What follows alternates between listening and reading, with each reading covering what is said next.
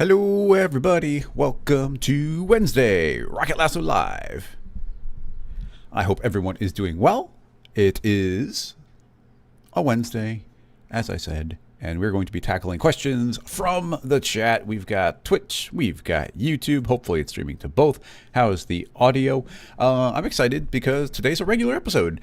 I kind of have a rule that there's only one. I do a regular week and then a guest week, and it's just the way it laid out because of S24 that it was like guest, another guest, another guest. So it's been like almost getting on like a full month since we did a regular episode. And there's definitely a different tone between having a guest and a regular episode where we have to kind of tackle questions that are appropriate for the guest, and I can't go as deep on a specific thing. So there's advantages and disadvantages to both, obviously, but I'm excited to be doing a regular episode so we can tackle some things. I know there's a couple different things I had told individual people, like, hey, hit me up again next week. So maybe some of those will pop back in. News-wise, I'm trying to think of anything terribly important. On the bonus streams, if you're supporting on Patreon, then there are bonus streams that happen. And let me pull this up. We've been continuing to work on this gem collection. And yesterday we were working on this one, which is the Trillion cut. And then we've got the emerald cut, and that's, of course, an ideal diamond. And that's a variant on the emerald cut and the table cut. And what do they call that one? I forget the name of that one. That one is a point cut. So we're slowly working our way through getting a collection of these, and those will eventually be available on Patreon. But I just want to point out that because I think they're pretty neat. It's fun putting them together. I don't know for sure, but I might also put together a collection of the different gem materials in Redshift specifically, but it could be pretty cool. And it's not easy, but it's been fun putting those together. So that's a plan. But in any case, people start getting those questions together because we need questions to tackle. As always, if you're linking to a video, call out the specific effect or time code, and no matter what the link is, if it's created by some sort of artist or studio, we have to see the name so we can give credit. Otherwise, we will not tackle the question. Anyway, let's start checking out the chat. Who do we got hanging out already? Mr. Matt Dog, Polytex, Sid, Crossfader, MW, Mick, 6 Foot Panda, welcome, Tobias, Pro Tools, Dean, Electron, Scott, Oliver, Mumphies. Oh, so many people, more people coming in every second. We got PC here,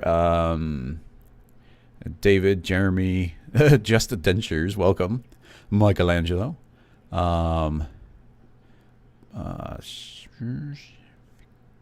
do you pronounce a name if it has a Q at the end? I'm not sure, but welcome. I'll say Rayman. Brighton. But yeah, hi everybody. Thanks for coming and hanging out. Prism, welcome.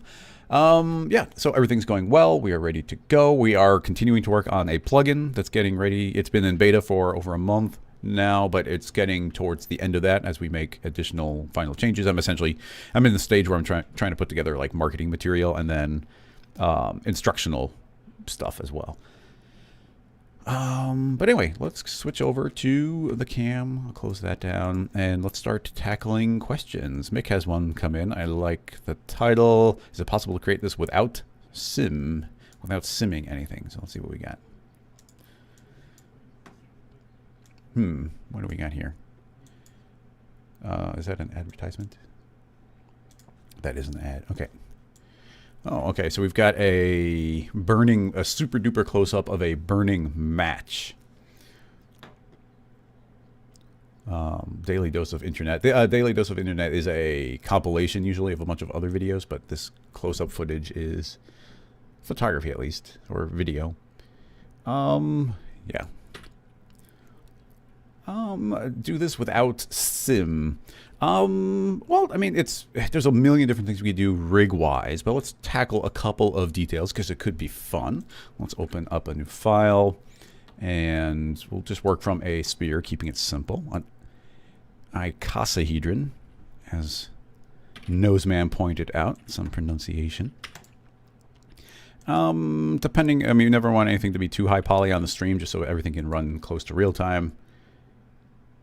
Let's say I would like to see just animation. So we've got this basic shape, and the first thing is just some standard growth from a vertex map. So let's do that. What is tweak? I don't know what tweak means. I never noticed that icon. It must be pretty new.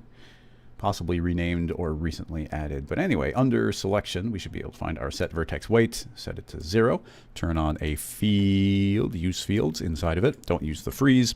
We might bring it back in a second. That's a different form. Create a spherical field just for a starting point. And I would like the spherical field to move down here. You can see it kind of lights that bit up. Let's say no fall off, so I'll just stretch that out all the way, T for scale, and bring this as small as I can. Pretty much, yeah, as long as one point has the illumination, that should be fine. And we'd like to get some basic growth going. What I like to do so we can do it kind of mathematically accurate is I'm going to grab 2 points that are pretty much vertical. You can see the distance between them is a little over 10. So that means inside of here, when we create a freeze, I'd like the freeze to add, and it will be set to grow mode, and will grow up to 10 units. And right now, if it is working, it should go pretty quick. Yep, so you see it just grows very, very quickly over the entire surface. If we want to slow that down, we have multiple, well, pretty much we only have one option. That's dropping the effect strength. If I drop it to 10%, it'll be 1/10 of the speed. Something I like doing for a little bit of smoothness overall would be maybe doubling this number. So it's actually spreading out 2 layers thick. But now that's double the radius. I'll drop the effect strength to half that amount. And then you see it's a smoother fall off as it goes, but it's more slowly growing.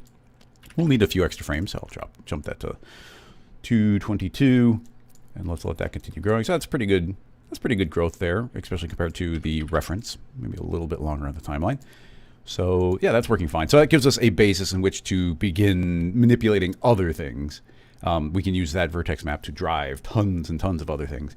Now, a couple different thoughts. One would be, I'm trying to think of how I want the outside skin. Let's take a look at the reference again. Yeah, you see how it's kind of burning away this outer shell. So actually, I mean, it depends. There's a lot of obviously this is a very complex material and it's sort of a volume. The most basic thing we could do is just erase out an entire shape. And there's a lot of ways we could do that. So if we just want to erase out the literal geometry, then I would do something maybe like, this is going to pop a lot. And we probably want to do it with a material, but let's just do this for fun. So this will be that's our reference sphere, so we don't need to see nor render it. So with this one thing we do, a approach here would be under, I think under MoGraph. Is it still under MoGraph menu? Yeah, PolyFX. And PolyFX is a deformer that works really, really quickly, but it does allow us to feed in different effectors. And actually, yeah, I need to drag in an effector. And the effector in this case will be a plane effector. You see it does something cool right away. What I actually want this to do is not do anything with position, but something with scale. I want to uniformly, absolutely scale it down to -1, which will scale it to nothing. In the fall off, we can feed it that vertex map. So let's go to some mid, actually it does it.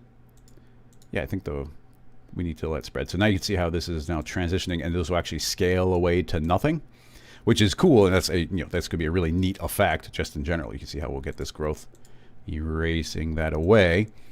But of course, these are slowly transitioning out. So something you could do if you just wanted them to disappear is remap this somehow. There's a lot of different ways. Personally, I usually reach for the curve. So with a curve, I could just crank this up all the way, and you see I've increased the contrast so much that there is no in-between scale. And now they will just, they're still based off that original thing, but they will just disappear entirely. If we had enough of a resolution, that could work. But here it's very blatant. It just boom hits it really hard. So that might not be my first thing that I reach for. I wonder how well this will work. What if actually let's hit undo and bring this back in again. So I do want that to scale down, but let's make sure that it actually does get the scale down. I'll get rid of that remapping. So now we're back to this just slowly transitioning out. If we feed this sphere into a volume, what will that do for us? I'm not sure. So let's let that play a little bit more forward and see what we can see. It's being a little bit weird. If you see that, this is the result, but the volume builder is still seeing the entire shape. That's a little strange. I'm going to attempt to put the sphere into a connect and see if that does anything. Okay, as soon as, okay, it is now treating it the way I more expected. The idea here is that this is an infinitely thin shell now, and the volume builder doesn't know what to do with an infinitely thin shell. So we can give it thickness by using the dilate and erode. So if I add in this dilate and erode, you suddenly see that there is some thickness to it, because, you know, we had like a infinitely thin sheet of paper type of thing, and now I said, okay, but inflate that infinitely thin sheet. So now we end up with an actual volume. And as the hope here is as these scale away, we can get a little bit more of a transition. There's still a bit of a pop to them. I was hoping we'd see a smoother transition, but let's try lowering our voxel size a bit. Okay, no, that's better. Yeah, so now you can see that because that underlying geometry is scaling away, that these aren't just popping out of existence. Just for clarity, if I were to put that curve back in and crank it up all the way, even with a pretty high resolution here, oop, I pushed it. I shouldn't push it all the way, but now you'll see that there's more of a pop as it goes. Pop, pop, pop, pop, pop, pop, pop, pop. And if that's the effect you're going for, then cool. But without it, now you see that we actually get a pretty nice transition as those blend away. So we let those kind of pop, do their thing. Now we can add as much thickness to it as we want, and this will add a decent amount of slowdown. I tend not to like putting the smooth in, but if we do put a SDF smooth, and we'll have to put a very light touch on it, but we can actually get a good level where this will round everything out a decent amount. And we could inflate it a little bit extra. So if I inflate this up to 10, it's going to be a lot thicker of a surface, but that will allow for more smoothing before the whole thing gets erased away. So you can see how, because I made it thicker, look at how smooth I can drag this up, and we can actually start getting a very smoothed out edge overall. So there's a bit of a balancing act between those, and I might not have to go up to 10. I don't know how thick we want to make this, but let's just, yeah, something like that looks okay. But let's see if we're getting any kind of significant speed hit. I mean, yeah, it's already significant. I don't have my FPS up, but you can see that this is way slower. But we are getting a nice, pretty nice dissolving away effect overall. And it is random, and it is controlled by that original fall off. So I think that's kind of a cool outer shell. There's a lot of different ways we could go about doing the erasing of the shell. I mean, it's always, there's so many different approaches for everything, obviously, as we were talking about last time. I'm kind of doing this, I don't want to say overly complicated, but we're doing this polyFX version of it, but we could just move some object through it. But I do like the idea of the growth of the vertex map, because that will give us a lot of other effects. So all that is cool. I am going to turn off the smoothing and probably put the thickness not quite as thick. So we will run this on the quicker method, just so we can see this in a, you know, a faster calculation time. But keep in mind that we definitely have ways of smoothing that out. Speaking of smoothing, if we want to, of course, the smoothing deformer, put that inside, and that will really smooth out this outer surface, but you can get some pointy bits, but that would combine really nicely with the volume builder.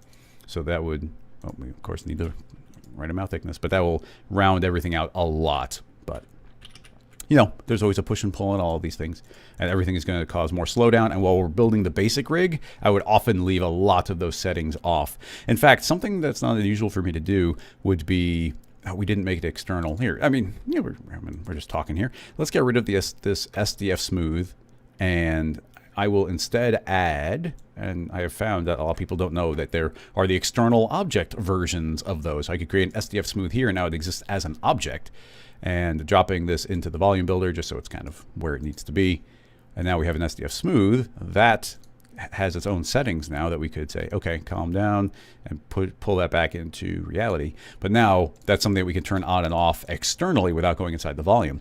But what I would do is, you know, some symbol like just type in XXX, XXX, just because, you know, one X, maybe there's an X somewhere, like there's a poly FX. But by typing in 2 X's or 3 or whatever you want to do, I can hit search, and I can hit XXX, and now everything that are things that I would turn on and off when it's like, okay, when it's time for render time, I can turn those on, and we'll see the smoother version, but it's going to slow us down. But now it's really easy for me to quickly turn them on and off. So it's just a technique that I do sometimes. So, okay, we got, like, this is the idea here is this is, oh yeah, I can't drag it. I wish I could drag the time, but you have to let the growth happen step by step. So we can see this is dissolving away, and pretty much all we've done so far is this outer skin bit. Honestly, there's even other ways I could think that we could do it. This entire thing, it could have just been deforming inward. Actually, we can do kind of a hybrid here, so it's kind of like we'll get both effects. Let's subdivide this thing. I guess we can go the same amount of subdivisions. So you see I've got the secondary layer inside. I would like to make that secondary layer not quite as big, but almost as big as this outer bit. And this will be a bit redundant, but I'm just trying to show you multiple techniques for doing this type of thing. So I would like to deform that inward as we go. My approach here will be, we could use a displace deformer, but instead I will use a plane effector as a deformer. And I usually immediately rename it deform. I always say derform. So plane deform. Technically, this calculates a little bit quicker. If I tell it to behave as a deformer, point, deform the points, it's going to look kind of crazy because it's currently pushing out on Y. We want to push in on Z. So I'll say -10. You'll see the entire thing will shrink. So -10 is a little strong, but I want it to be pretty much right about there. So there's not going to be much deformation, but there'll be a little bit. And then under fall off, we can feed that same vertex map. And now we do want to remap this because I want to see the effect on the edge. In fact, we could probably spread it out even more if we were inclined. Let's see, this one, it's looking for nearest, but we could say average. And we don't want to average it too much, but now it's averaging out those points a bit. Let's turn off that curve. And as I increase or decrease this, we can see that the points are all blurring a bit. So that should shrink it on the outside. However, yeah, that's now giving us more range, which probably means I want, I guess it's mostly about this curve now. I want that full range, but you know what, the averaging is not working quite as nicely as I wanted it to. So I will go back to nearest just because it's giving us a more intuitive remapping here. So as I pull this out, not quite all the way, we can actually see this outer bit be bulged a little bit. So as the growth happens, we will also have this inner layer that is shrinking right on the edge. And just for clarity, if I were to hide the volume builder, you can see that this is what's actually happening underneath. I'd like it to kind of remap on the outside a little bit, but I think I'd have to modify a different thing. But keep in mind, this is something else we could just do on the burning match. We could have just gone straight to this mesh. But once again, I'm intentionally going through and doing extra layers on this just because we can. And now, so that gives us this inner layer. Now we've got all these crazy bubble effects. Now we've got options.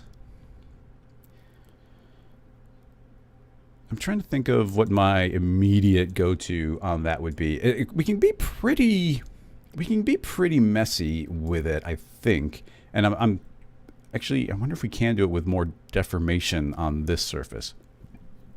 We'd probably need more subdivisions. And I will do that. I'll do ×2. I will temporarily turn off the volume builder as well, so we can just focus on this. And now after that deformation, which is just fine, I'm going to make another one. And this one, we'll do a couple things. So we still have that vertex map. We'll deal with that in a moment. What I would like this to do is that still applying? Yeah, okay, that's still applying. What I would like this one to do is get affected by noise. So we'll create a random noise field. And that should, let's see, set that to normal. And currently it's set to Perlin noise. Why are we seeing, oh, I guess this, oh, okay, all the changes I made. There's a second sphere in there. There, okay. Now we've got this random field, which should be giving us different noises. And let's, we probably don't need it to be Perlin, but, and this doesn't give us that preview. I'd love to show some of the specifics by Pezzo or Paxo might be the ones I'm thinking of, but let me see if I can show this clearly. Yeah, so you see this one is giving me these little dots. That's kind of what I want. It's inverted from what I'm looking for, so simple enough to invert that, and then we get these little bumps pushing out. If this deformer is told to, that's all pushing in actually, so yeah, I want to push out, and that means I shouldn't have inverted it. That's fine. Don't invert, and now those will push out. So that's a cool deformation right there. We can remap or do different noises to get the correct scale that we want. Now I want a lot of them, and this isn't quite giving me as many as I'm looking for, and that this was the correct one. But I'm thinking if we do one of the Voronoi types, that's going to give us something. These are slower to calculate. these types of noise are significantly slower to calculate, but we're not doing too many samples. Yeah, so this one's giving me something a little bit more lumpy. And if we were to remap this one, adding the curve in, we could pinch those in. Yeah, now I get a couple more lumps in there, which is kind of what I was looking for. So that starts giving us those pushing out, but then we're going to deform it again, a completely separate, a completely different deformation. And this secondary one will drive through, I think, just some other, let's try just a back to a purlin noise. Because you see, this will give us these secondary inflations that will really bulge things outward as well. Now, this is going to end up starting to look really messy, but let's just do this step by step because we don't want these to happen all the time. We only want them to happen when the vertex map is moving over the surface. So let's do this step by step. Let's go to the first one. And I want this vertex map to essentially be a mask. So we could say, I think, multiply. Let's see what happens. Yeah, so by multiplying, that's going to essentially behave as a mask. So, you know, it works. You know what? Because we're doing this deformation, I'm just going to delete that first one. We don't need that to be doing the extra scaling. But now we can see we get this nice scaling out of that effect, and we can drive the secondary one in the exact same way. And it does need to be a completely separate deformer, otherwise it wouldn't apply properly. We wouldn't get the double deformation. So let's see if this works all right. So yeah, these bulge out, and yeah, that's actually working quite well where those kind of do this little secondary pop out. That's what I'm looking for. If we were inclined, we could add some animation speed to them. I don't know that that's strictly necessary, but it's doing a pretty nice effect for us overall. Now they are hitting their point very roughly. There's a couple things we could potentially do. Mainly it would be putting the under this deform. We'll just do it on one layer just so we can see it. We could put the, where does it live? Yeah, we could put a delay in there, which I think will show. Let's unclamp it. And yeah, so right now it's smoothing out, but let's put the spring on there. And we should be able to see that there's a little bit of springiness to that, so it stays alive. But it would be layering them up. They get a little bit buried. So I think this is a better use case is using the jiggle deformer. So we'll grab the jiggle. And let's see. Let's go easy on the stiffness and easy on the structure. And that just will, and very easy on the drag. So there can be potentially a little bit more life on those. Yeah, you see they stay a little bit more alive and they wiggle around a bit more. So it's just keeping them alive. That's my thought. So if this is kind of our bubbling out effect, and let's look at the reference again because I haven't looked at that since we started. Yeah, pop, pop, pop, pop. There's actually a lot more motion in there than I was originally thinking. So they do, the tricky part is that they do eventually freeze. So how do we get kind of a bubbling in the beginning? I'm thinking what I want is, let's go back to our original reference. Let's turn all that off. Go back to the original shape and the original vertex map. We need more of a range of the vertex map, so we'll do that. We already did that a little bit. I'm going to double this again, times 2. And because we times that by 2, let's divide this one by 2. And the hope here is that we're going to get a much larger spectrum of like a transition. You see there's a slower transition from one to the other. That's something we can map on. So now we modified that layer. Let's go back to this one. And you see this transition happens a little bit more smoothly. So here's a thought. I'm not sure if it should go first or later, but what if we just do this effect again? And you know what, I'll just make another deformer just so it's technically it's slower to calculate, but it gives us a little bit more visual control. I'm going to put this after, and this is just deforming again. Let's turn off jiggle just so we can see it right away. Now you can see that there's kind of this extra layer of chaos here at the end. I'd like this random noise to have a lot of motion. So let's go pretty quick. Like, even that doesn't feel like enough. We need this to be really fast. So you see there's all this kind of crazy motion happening. Now, this could calculate first. Yeah, there we go. That's a way better boiling. So you see this is now first, and look at this really nice boiling effect that we get. But we don't want all this all the time. We want this kind of trailing behind the main effect. Wow, that's actually looking really nice. So we are currently we are currently controlling this by multiplying this vertex map on top of it. If I were to create a folder, let's select this and say, hey, I want a folder. This is now inside the folder. this end result will multiply. But this is the vertex map, and we saw that nice smooth transition. If we remap that transition back to a curve, currently this is saying like slowly fade in. But what if we say fade in and then fade back out again?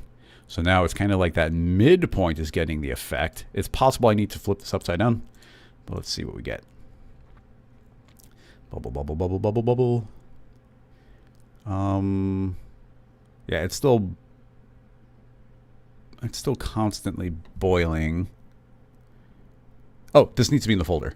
Okay, I was like, something should be working here. I had to put the curve into the folder so it's actually affecting that. So now you see get this bubbling effect, but it's only happening in that transition. We made a nice big wide transition, and now we're saying arc in, arc out on that transition. So we get boiling as it begins, and then they solidify. So now that that's happened, I can turn that jiggle back on, and now we can get these all kind of settling themselves out. But we get all this boiling and roiling motion in the beginning part of that. And it's pretty much exactly what I want to have happen. They do eventually freeze. This jiggle has very little in the way of stiffness. We could crank that up a bit so those don't live for too long. Or this could also be potentially driven by the same fall off, but that's fine. I like this. That is totally working for me. It's not, well, okay, it is there is an effect in the beginning because we do have that very initial spherical field. I'm just going to ignore that. It'll be easy to erase out if we need to eventually, but let's just say that the burning's already begun, and then we get that boiling effect. Okay, that's working quite nicely, and that is, I feel like that's actually the most complex part that we were seeing here. Let's take a look again. As those like boil, yeah, we're getting a bunch of boiling. Now, of course, we get increase our resolution, make this way smaller. These seem quite large overall. Like we could make these a lot smaller than they currently are. But let's push this into the next stage. And I haven't saved this yet, so let's do that. Episode 13. Of course, you get access to these scene files if you're supporting on Patreon. Burning match effect. These might be a little too fat overall. They're bulging out too much. But what I would love to do to make this look, because we get really bad geometry here overall because of the double inflation. So we just feed this entire thing inside of a volume. So put that into a volume, put that into a mesher, and then we end up with a final volume. This, of course, is going to significantly slow everything down. But let's just see kind of in general what we get. I don't want the mesh to be too high poly, but let's just see what the overall effect is. So yeah, now we get this boiling effect, but we get nice smooth mesh overall by controlling underneath. Now the more we decrease this voxel size, the more detailed that these shapes will be. They'll take on the individual shape of it overall. We're definitely seeing some of the sharper polygons, but that's where we can then put like one of those smooths in here. And we don't need much. We just need enough to like take off that edge of like the polygonness. Of course, you know, there's a big hit on speed when you do that. But we do now have a nice overall boiling effect for those pushing out, if we were so inclined. So, you know, putting this into a volume in the end, I think, is a nice detail. Yeah,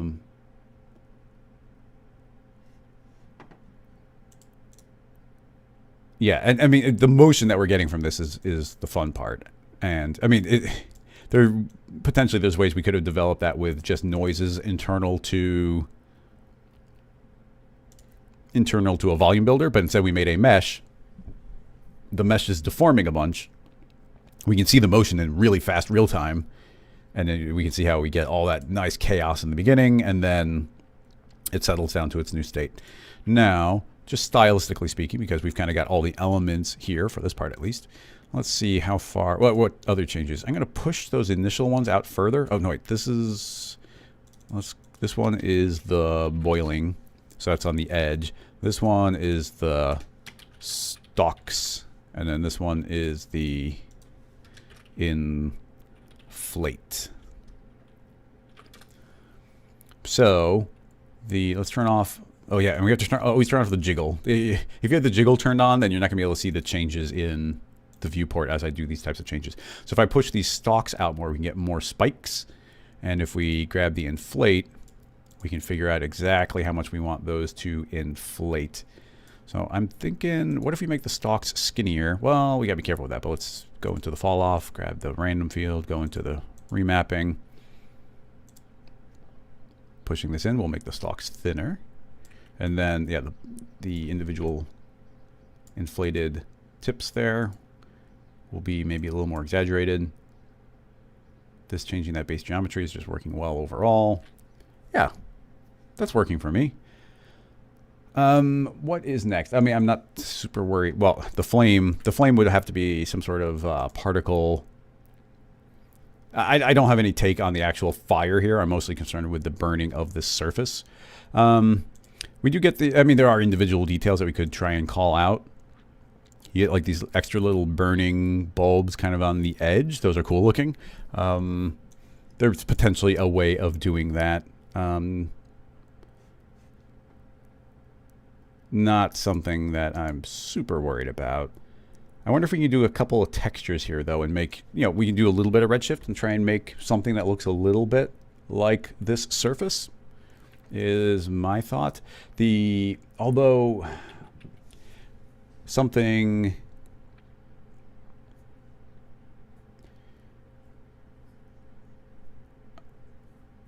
what am I trying to say? Oh, over here you can see that the inside, we've got these inner burnt areas, and that would be a really good use of something like a proximal, but we don't have that.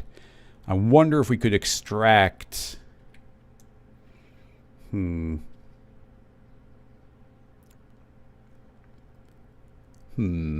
Could we compare... Yeah, if we compare the original mesh to a deformed mesh, there might be an interesting process to get a vertex map from here.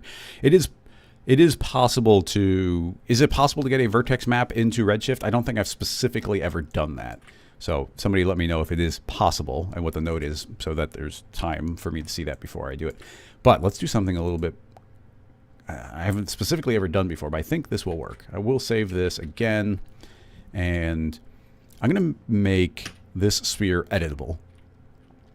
And then I want a copy of this sphere, and it can be outside of the surface. Okay? This needs a vertex map. I'll just steal this one. And we don't need any of its contents. Okay. If I feed in this sphere as its points, each of those points has its own little radius. And hopefully it's seeing the deformed points. Because if it is, we could go to point mode here, hide this piece of geometry, and when those points get deformed and they push away from the surface, we could possibly colorize this sphere, or this vertex map from the sphere. So let's hide that. And so in the beginning, we see the entire thing is yellow, so everything is within range. And let's see, as it's deforming, if they get out of range. It's not updating. That's... Ooh, use deformed points. Let's see if that is a thing. No, we're not seeing it yet. We don't give up yet. First of all, let's shrink this radius a bunch. See if that does anything. I'm also going to name this sphere boil, just so we can be sure that I dragged the correct one in there, which it seems that I did. Let's see if that... See, that's not coming through. We're not seeing the deformed points, but that's not necessarily a problem yet, because we need to throw this into a connect. So that goes into a connect, and then we say don't weld, and now this sphere can be fed the connect instead of the boil. There we go. We're seeing something now. So as those points move away from the surface, we are now seeing... we've got everything that is yellow is still down near the surface, and everything that is red has pushed away from the surface. And we have this straight up radius that I can control how that falls off. So that is now a vertex map that we can drive it.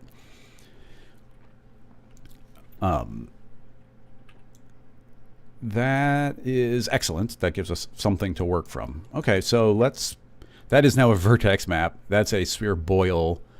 We actually do want that to be what gets the effect. I wonder if I should have done this entire rig kind of the opposite, where we have the vertex map on the sphere boil, and here's the original one it's referencing. The reason I'm doing this as a mesh and not a spherical deformer is, what if you were burning an actual match shape? It wouldn't be a perfect sphere, so we're basing it off of a mesh. Nothing here is specifically dependent on a sphere. It's just what we did for convenience sake. So if this one is referencing that sphere, let's see if we can get something from that. So vertex, oh, turn off the connect. We might not need that anymore, and we can't trust what we're seeing there. Okay, nice. So now we're not hiding that geometry, and we're getting the same effect where it's just referencing an instance of its original that's not deformed. So that works well. So this one is just going to be, ooh, yeah, see, now that we can see it deformed, you can see that this is actually texturing it quite nicely. Okay, cool. So this one will just, again, be reference 2. So we got our sphere boil. That can go through the connect. That can go into the, well, potential. I don't know if I don't think we could colorize vertex maps and once this gets put into the volume builder. So it's not, oh yeah, how would that translate? Because you can't put a vertex map on that. Potentially we could bake it down as an alembic, but I don't know that that would accept a vertex map. So the volume builder is a bit of a, I don't know if it's a dead end, but let's just keep moving forward, because potentially we don't need the volume builder. Potentially we could just like put this into a subdivision surface. And yeah, get rid of the thongs, and now we get the blisters not blobbing together, but we might be able to maintain the texture through here. Let's just see what happens. And we can do possibly a little bit of displacement on top of that as well. So I wanted that vertex map. We've also got that outer layer of skin. Let's bring that back into the scene. So we've got this boiling. Actually, I want that bulge to, this inflate to inflate more. Nice. Actually, yeah, this one can be less, and then those boil more. No, that looks way worse.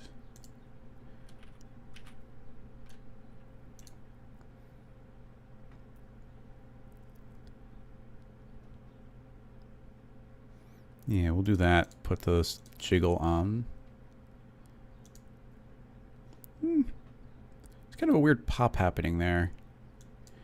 What am I missing? I mean, is that... Maybe that is happening here. Oh, no, wait. Why are these jittering like that? I must have changed something. Turn off the jiggle. Yeah, why do we... What is happening there? When did this happen? It's not the vertex map that's causing that, is it? Uh-oh. Yeah, the vertex map.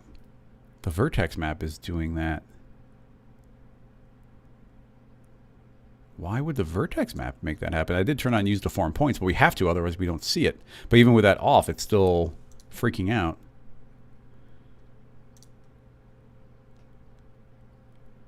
Ooh, I don't know if there's some inherent feedback loop in Cinema or if that's a bug, but you can see obviously that this vertex map is introducing that crazy vibration, which isn't here when the vertex map's not there.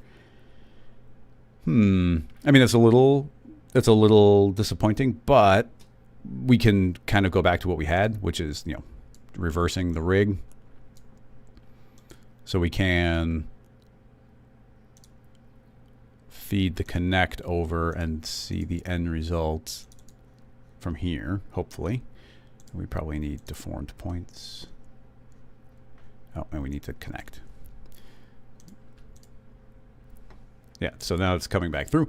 This is not necessarily the end of the world. Let's see what we end up having to do to make that work. Because eventually we do need that sort of on the sphere. Can I... it gets a little bit weird. What if...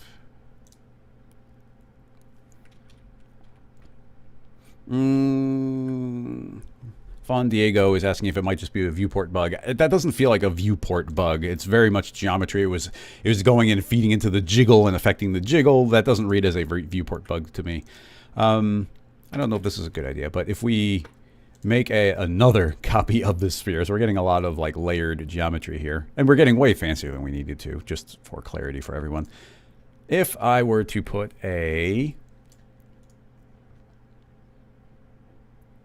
rigging tag, where's rigging and pose morph, I would like to take on the points of something, and I think we can just say the base pose. I would like to go to advanced and target. We can probably say the connect. Yeah, and now you see that this new piece of geometry has completely taken on the attributes of this connect. And hopefully I can put that animate, and let's see if it actually comes through.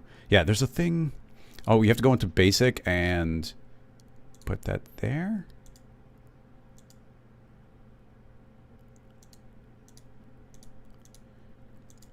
I thought there was a way that I figured out what I was doing wrong there. Because if I say animate, you see it's not refreshing, but if we go to edit mode, it is refreshing. I thought there was something to fix. But you know what? Like, if it's working, I thought it had to do with the expression here, but that didn't seem to fix it. So I'll leave it on edit mode. So now you can see I've got a completely unrelated piece of geometry that's taking on the attributes of that piece of geometry. But I'm pretty sure we could put a copy of this vertex map on that now, and we'll just have this vertex map reference this one. So this will just be ref2, and this vertex map is using fields, but we'll just say, okay, yeah, but you take on the properties of that one. And I want it to not be nearest, but literally the same index. And now you can see that we have an object that's not jittering, but we did get the vertex map transferred onto it. That's a significant workaround, but vertex maps make it so that we can do that type of thing. So this is the actual one that's doing the driving, and we'll use that to do remapping as we need to. So this is actually the piece of geometry that we can put in a subdivision surface, and hopefully the vertex map colorizing will filter through into there, and we don't have all that jittering happening. So we get, we're losing a couple frames per second, but we've got, okay, some really nice overall boiling effect. So let us attempt to, well, let's get the skin turned on, if whichever version of the skin we want to keep. So let's try turning all of that back on again. Let's not worry about the smoothing for a moment. And we might need to do like a little bit of inflating or something. Let's temporarily throw a material on there just so we can see the difference. Yeah, you see these start escaping the edge a little bit. So we need to do some remapping of the poly effects, which is taking in the overall effect. So currently this is being fed, the poly effects is being fed this plane. I'm going to put the plane inside the poly effects so I know that those are related. And let's put a curve on that and drag to remap, hopefully. Yeah, there we go. So if I pull this to the right, you can see it's starting to travel upward. So I just want that on the edge a little bit more. And the sphere, potentially, I could just inflate it a little bit extra. Yeah, let's just scale it up a bit. So hopefully that can kind of be the shell, and that burns away. And after it comes all the boiling. So, lots of ways we could approach this rig, but let's attempt to do some material stuff on here. So save that, save as another version. So this will be B_RS for redshift. And let's see if we can get vertex maps or anything to go. So let's open up our redshift render view. Let me know if we start dropping any frames or anything. And there's always a chance. Well, actually, I did have a build of Redshift that was really unstable, but the newer one I've been using, I haven't had any crashes in a long time. Okay, so let's get some basic lighting going. So spotlight, I like adding in a target tag onto a null, just so it's targeting the center point. And let's see, it's going to be really tough to, let me just place these lights and you'll see them in a moment when I move them back onto that bit of the screen. So from a top, oh, did I make a spotlight? I meant to make a area light.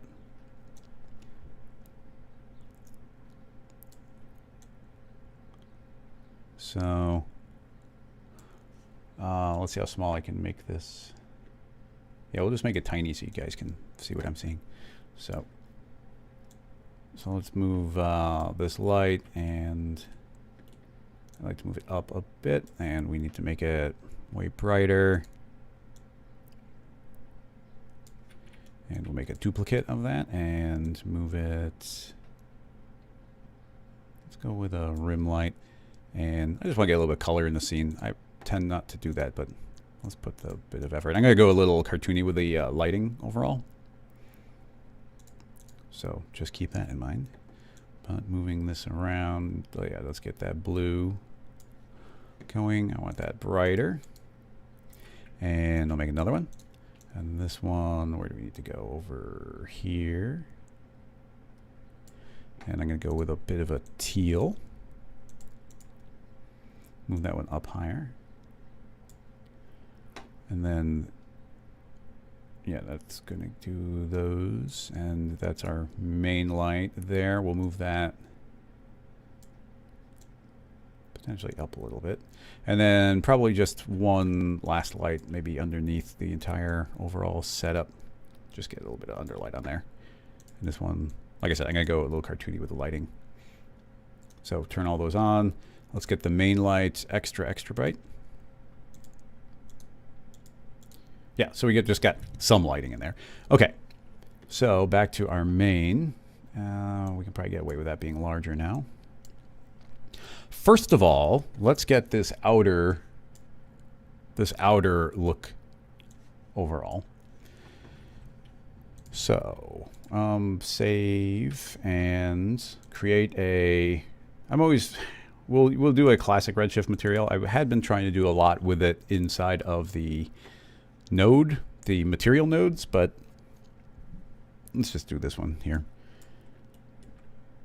Well, let's get some of the basics going where diffuse, yeah, I think we want lots of diffuse. We probably even I'm going to steal the color from it there. I usually, whenever I do a color picker from an image, I usually crank up the saturation just a bit and maybe even the brightness a bit, just because you probably didn't quite catch the, brightest spot. But that's just my generic go-to.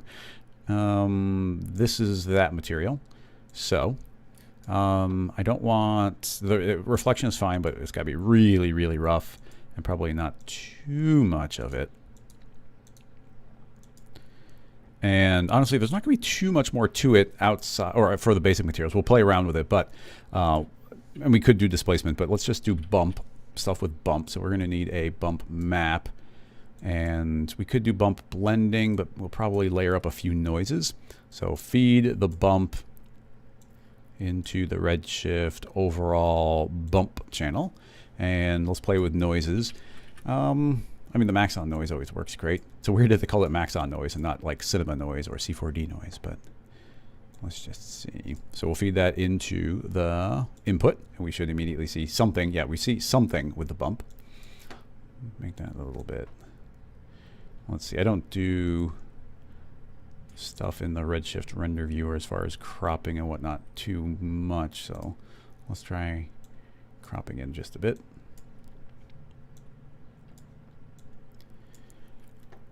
Now, this noise needs to be larger. Is this one of those inverted ones? Maybe not. 0.1? Yeah, okay, smaller. I mean, immediately that looks pretty good, but I think it's a cinema noise, so let's do something. FBM is like noise layered on top of noise on top of noise, so those can tend to look pretty good. Yeah, that you just see how there's kind of layers of texture on that, and I like the look of that. The bump, the overall scene's pretty large. I didn't scale this down to like anywhere near a match head. We're just on the size of a sphere, so keep that in mind. The bump, actually, the bump feels like it ends up going like really, really deep. So I don't know how far we can push, but just for the way that looks, this is not seeming unreasonable. I wonder if there is actually a bit of shine to it, and it's just the roughness that's going to, yeah, I think some shine. It is relatively shiny, but it's very bumpy, and the bump is what breaks it up. But those highlights are definitely something that the reference seems to have a bit of. And we could colorize. I mean, we're just, I don't want to spend too long, but you can see we've got something going there. And with the noise, we could colorize like the pits a bit, making it darker by feeding that through. Let's see, I want to just feed that. Let's just be the same noise. Let's feed that through to the surface directly so I can see what we've got. So like right there, hit undo. The pits individually don't jump out. I was going to darken individual bits, but you know what? That's fine. Let's just leave that as our outer layer. And let's try and figure out the other material. We've already got some structure here. So let's just call this match head. And this can be the burn. So we've got the burn, apply the burn to... Here's something I'm going to do. I'm going to, because we want to do vertex map stuff, I'm going to apply the material directly on the sphere, and then later we'll see if it filters up through the subdivision surface, and if we can apply the material after.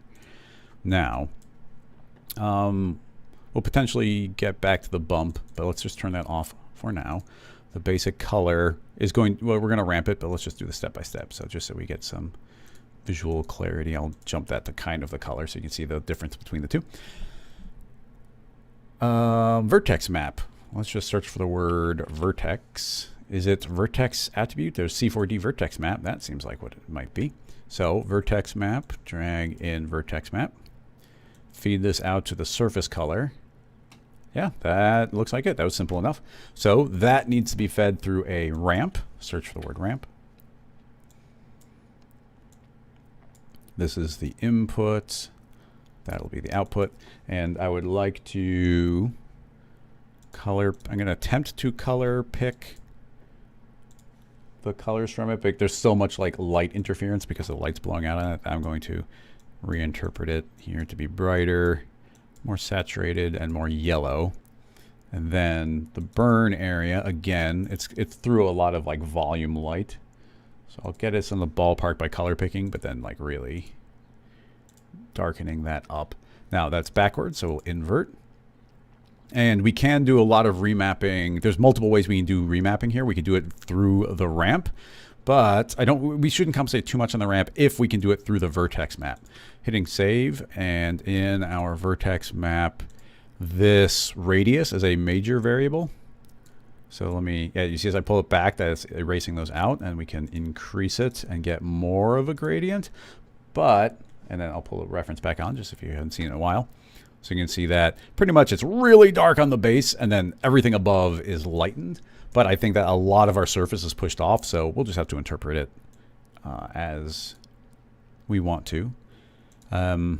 Not doing inside the material, I just think is going to be handy overall. So let's attempt to create a curve here, and by remapping the vertex map, let's see, I wanted the opposite. So we'll pull this, and you see the darks will become really dark. And then we can have the light areas get a little bit lighter, and there's not that much of a transition. And I controlled this through the object manager and not the material. So, you know, hopefully if we want to tweak that, we don't have to go into the material if we don't want to. So anyway, this becomes the color channel. And those don't seem to be really emitting light so much, or maybe after they're done burning, I'm not sure. They don't seem to emit light themselves. So that will just be fed into the diffuse color channel, and that can be output. And then we want the bump back. We'll probably change that a bit, but let's bring in the bump, which is going to mess that up. And now let's see what we want. That's the color. We could add more roughness to make those a little bit more kind of flat. And the reflection, where you know, just kind of a lot of light comes from reflection, but they're looking a little flat to me. Just for a quick check, yeah, we pull those back. They definitely seem a little more light and fluffy in it. But the first thing I want to check before we go any further is, does the subdivision surface handle that? Yeah, okay, cool. Like we can just apply. If we put the material up here, does it still handle it? Yes, it does. Okay, nice. It's just good to know that that is possible.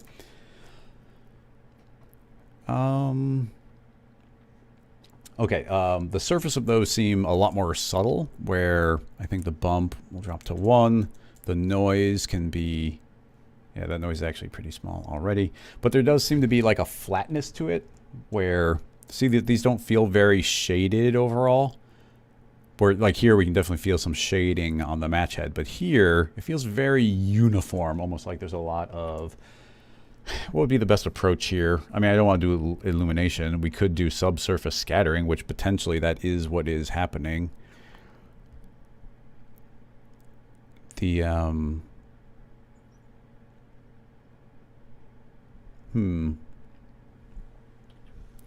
Use a vertex map to mask the reflectivity. That's probably a pretty good idea there, Chop. Let's take a look. I'll make another ramp, and let's feed that through. And let's make the mask that we want. So this will go from black to white. And, oh, looks like I modified the wrong one. So we'll put that one there, and this will be the new one. And yeah, so we want these to be reflective, and then that black part is not. It just kind of absorbs the light. So I think we could just put this into the reflection weight. Yeah, I think reflection weight. And let's output the final. Yeah, now the black is like super duper dark, and we can make the, you know, it can be black, but it can also have some reflection to it if we wanted.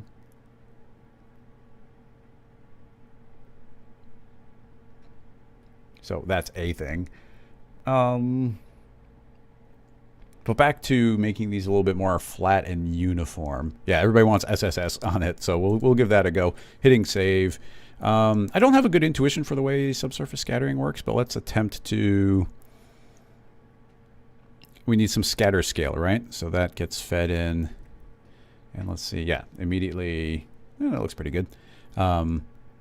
Is it transmittance color? Like, can we put a mask in there? What would happen? I'm gonna put that to black. Yeah, the entire thing becomes black. So we might be able to drive this transmittance color. Ooh, why did we just lost all of our displacement.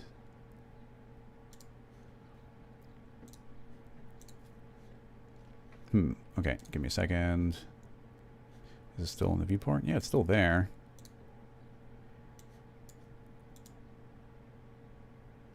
Okay, that was weird. Burn. Get this back over. Whoop. Let's get that vertex map. It might literally be the same mask. Let's try using the same mask. So that would be the, where is it? Subsurface transmittance. Did that work? It's hard to tell. I'm gonna make another duplicate of the ramp. That's our good one. Here's our copy. You control the transmittance. None. Invert just in case. No. Huh, is that not... What would be the way I'd mask it?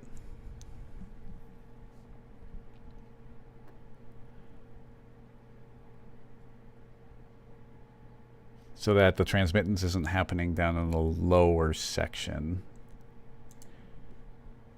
Because currently I'm taking over the transmittance. I mean, it could be the... You can't feed these into the absorption scale or anything like that, right? I think it has to go into the color.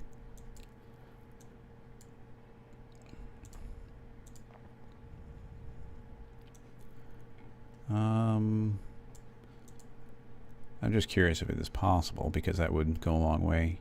If we did scatter scale, is that allowed to be driven? Because that should be outputting from 0 to 1. Doesn't really... Yeah, it just might make it an absolute value.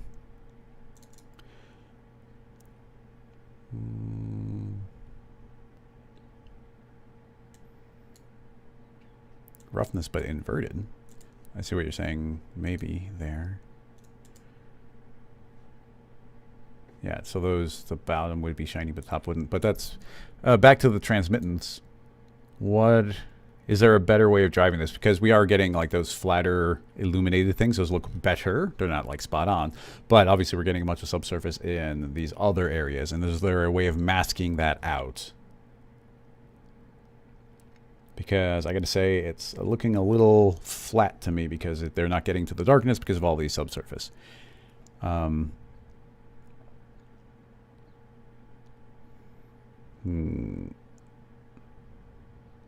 multi-SSS? Well, Carlos, I haven't used the multi-SSS. I'm not saying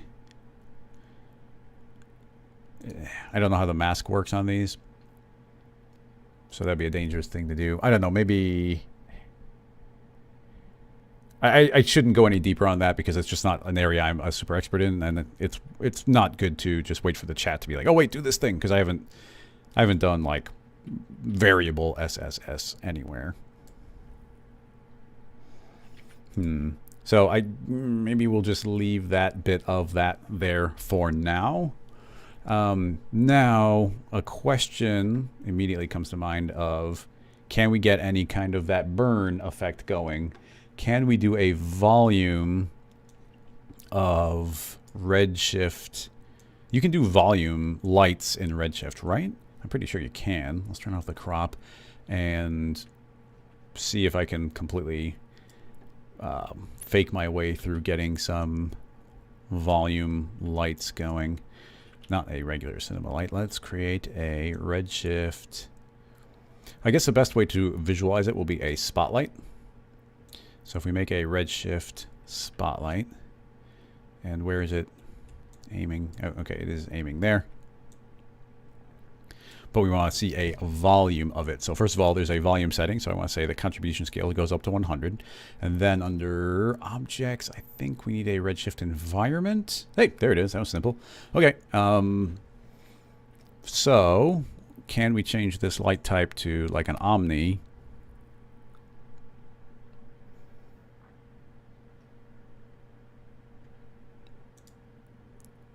Where is it? I thought you could change the light types between each other. Oh yeah, spot. So we could do a, let's say, point. Do we get a... Okay, well, it's super duper exploding. Of course, you don't have a lot of control over the... Like the fall off. Yeah, you see it's just going to be kind of blowing itself out. But, you know, that is kind of what the reference was doing as well. So we do something like that. And then if it had... the, well, let's just give it a little bit of warmth.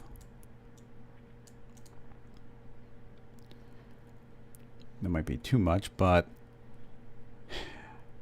I imagine as soon as that disappears behind the mesh, it's just going to like disappear, and yeah, it's going to wink out. So how would I go about this? Because in cinema, in vanilla cinema, you could actually fake this type of thing like really easily. But is there such a thing as like a non-illumination light?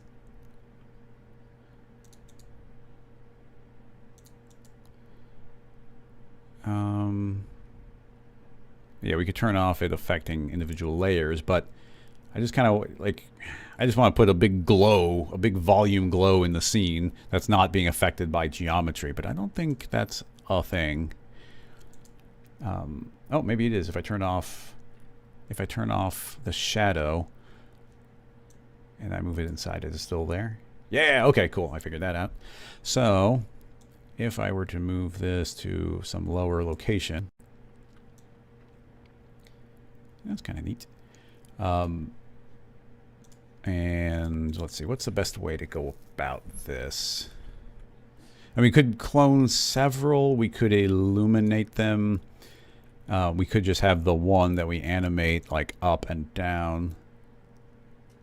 And then honestly, this material does need illumination, because as it burns up, I think it would turn like bright. It would turn white. So there's several ways we can go about that. Let's see. Let's do this step by step. Here's a vertex map. It is just called vertex map. Let's see if I can create a second one. I'll just call this one glow. And glow, should we derive glow from this one? So we could do that. Let's just worry about our vertex map for a moment. So I think that we are currently seeing this vertex map, and then I want the inverse of it. So I will say invert. And yeah, we are seeing that. So those will be the bits that glow. That's good. And then I want them to, can we do it based off the same burn? That would be interesting if we can. If we go back to that original one, and now you see, yeah, now we see we get this overall. Okay, that's working better than I thought it would. If we make a folder and get out of there, invert. It's not letting me take out the invert. There we go. vertex map, go into the folder. Now I want my external curve. I can pull the red down like that. And then that goes into the folder, and we say multiply. Now we only get those bright glows down here. This one can also get slightly remapped. So I'll make another curve. We're going to err on that being extra bright. So yeah, those can be really bright, and then they'll fade out. And maybe we should be, oopsie, undo, undo, undo. Let's actually drag the correct curve down. Brighter.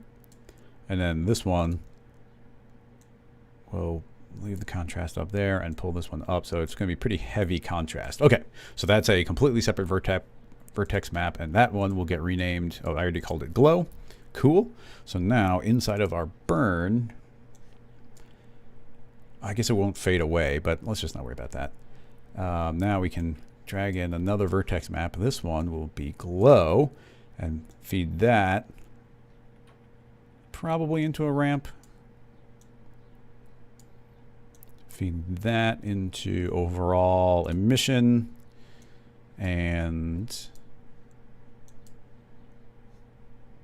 oh, turn on the renderer. I was like, I feel like we should be seeing something. Okay, now the renderer's turned on. I'm still not seeing anything. Invert.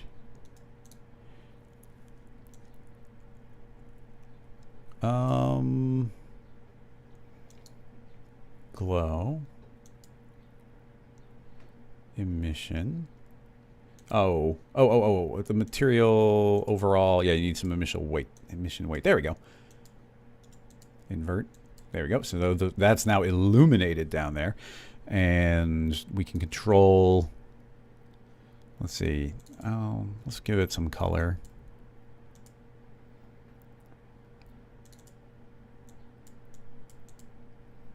Ooh, nice. Then we might be able to get the glow from the surface, honestly, instead of this environment light, but we'll deal with that in a minute. So now that's just our glow. I would like it to have a lot of, if we make the, something I've always liked doing in cinema in general, and I think we can do it here, is if we ramp the color like a lot, we can do this bright point. Maybe we can even go over here, go and make it a little bit more red and saturated. Yeah, give it a little bit more of a glow so that can really blow out. And then just keep on cranking up the emission like really, really bright. And yeah, really get some illumination from those. That's not looking too bad. And then if we do some redshift effects, we can get some glows from that, and that might go a long way for us. But we can always turn it back on our environment as well. So with that all doing its thing, what is next? Well, we turn on our subsurface. Yeah, that rounds that out. We still get those nice dark areas. The subsurface scattering is still not letting those areas be as dark as I want them to. I'm going to attempt to turn off. Let's turn off the subsurface for a moment. Yeah, that gets dark now, and the glow will bring in the illuminated white part. I know we're getting less of that in between, but let's get the nice bright glow because it looks cool. And we can always remap that. We can remap these with this vertex map here as much as we want to. As in, that's how much that goes up there. I can pull this back more. Yeah, that will push up, or we can do the opposite and say, no, let's chill it out a bit. And yeah, we get some more of our original element like that before the glow gets there. So, okay, that's not unreasonable. Let's attempt.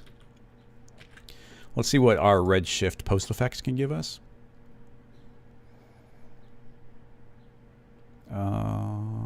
Are they already here? Oh, let's go to redshift.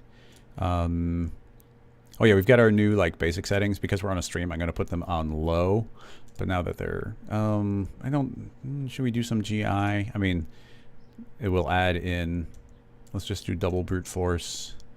There's not really much in the scene, so I'll just do 2 bounces. So a little bit of light can bounce onto itself, hopefully. Globals, the basic, where's the basic sampling now? It got rearranged a bit.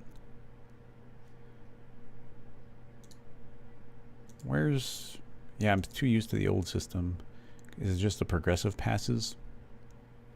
And the threshold's like a really important variable. But anyway, let's go to Redshift post effects. And bloom. Bloom's a good one. So let's decrease our threshold. Nice. Get that nice bright glow. The softness. And as I make it less soft, you see we're going to get that overall kind of blowout. And if I, let's go take a peek at the reference. Yeah, so we get the glow and all the extra little fumey stuff. Everybody's, why have I not saved? I've been occasionally hitting save, but yeah, I just hit save again. So, but thanks for the reminder. Then you've always got like things like flare. Let's turn off bloom for a moment and turn on flare. Just see if that gives us anything interesting. Oh yeah, I'm sorry, that's a lens flare. Or a streak that I was thinking of. I do like the streak stuff, but yeah, that gives you these kind of secondary glows. But I don't think that's super applicable to what we're doing there. So we'll just leave bloom. That'll kind of do it for us. Like I said, we could turn that volume back on, and it's going to give us like this other light illuminating everything. But we can't really control the fall offs in a very super duper specific way. So let's just leave it with the current glow.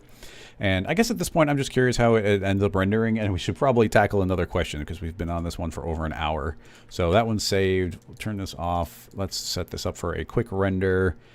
Output, let's do 1080 by 1080, lock the ratio, divide by 2, so it's a half Instagram type of thing. We're not doing anything to fade it out, so it's just going to glow really bright and just be bright the whole time, so keep in mind we're not letting it burn out.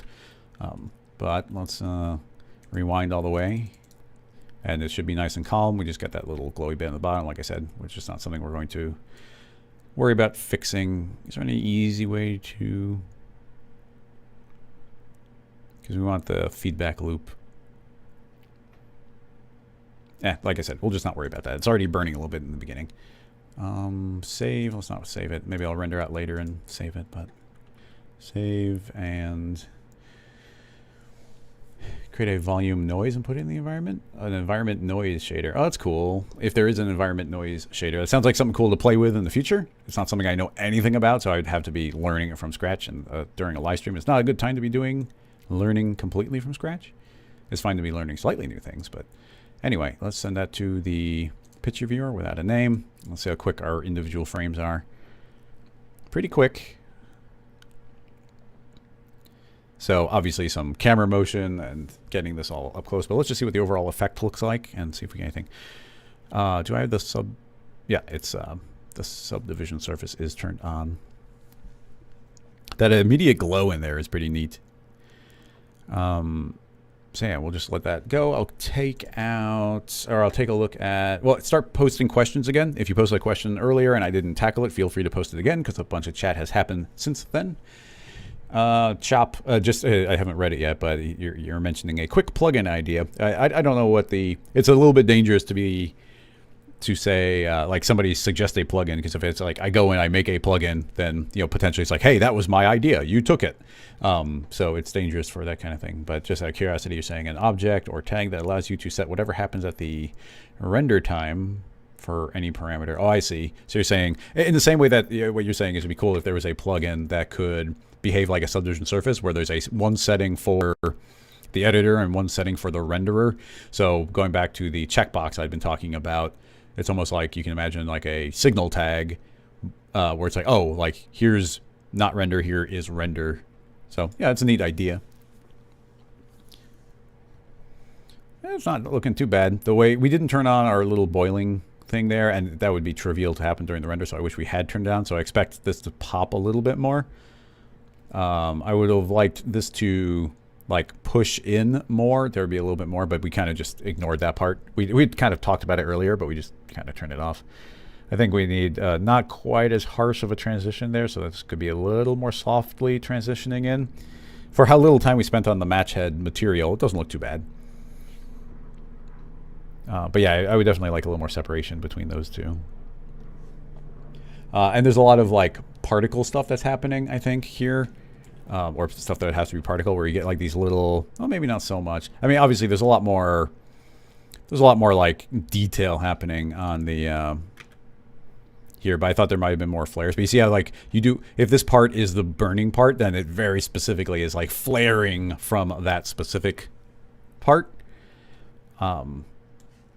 So yeah, there's a lot of very, very specifics, but we spent lots of time on it.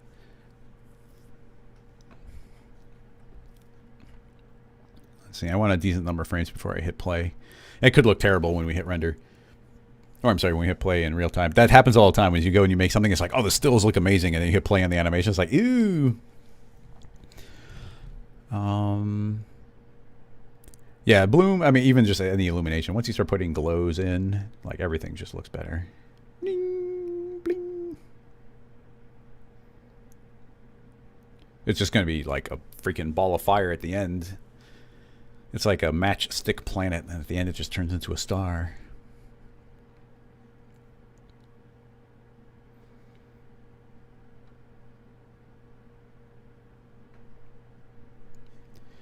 All right, let's give it a bit of a peek.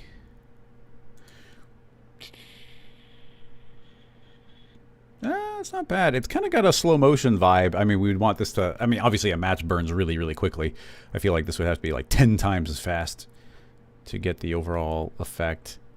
The boiling effect is nice. I feel like we could push it a lot further. You could do additional layers. We could subdivide it a lot more than it was subdivided.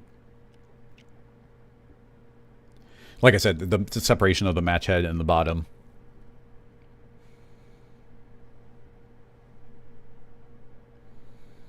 Boiling wise, I feel like the boiling effect could be faster, but that might just be a result of the I want to see this playback faster. Currently we are seeing it at 30 frames a second, but if you click in this drop down, if you didn't know this, you can slow it down. So we could look at a half speed at 15, and I can see we kind of get a slow motion one, but I can also jump this up to 60, so it's going to play twice as fast. And I do think it looks good at twice as fast. And then we can't go double again, but we can go up to 100. So this is like 3.5 times faster. And the faster one looks nice. Yeah, more boiling, getting some of those points on the edge. There's a lot of things we could change, but, you know, it's not too bad for, you know, for the hour we put into it.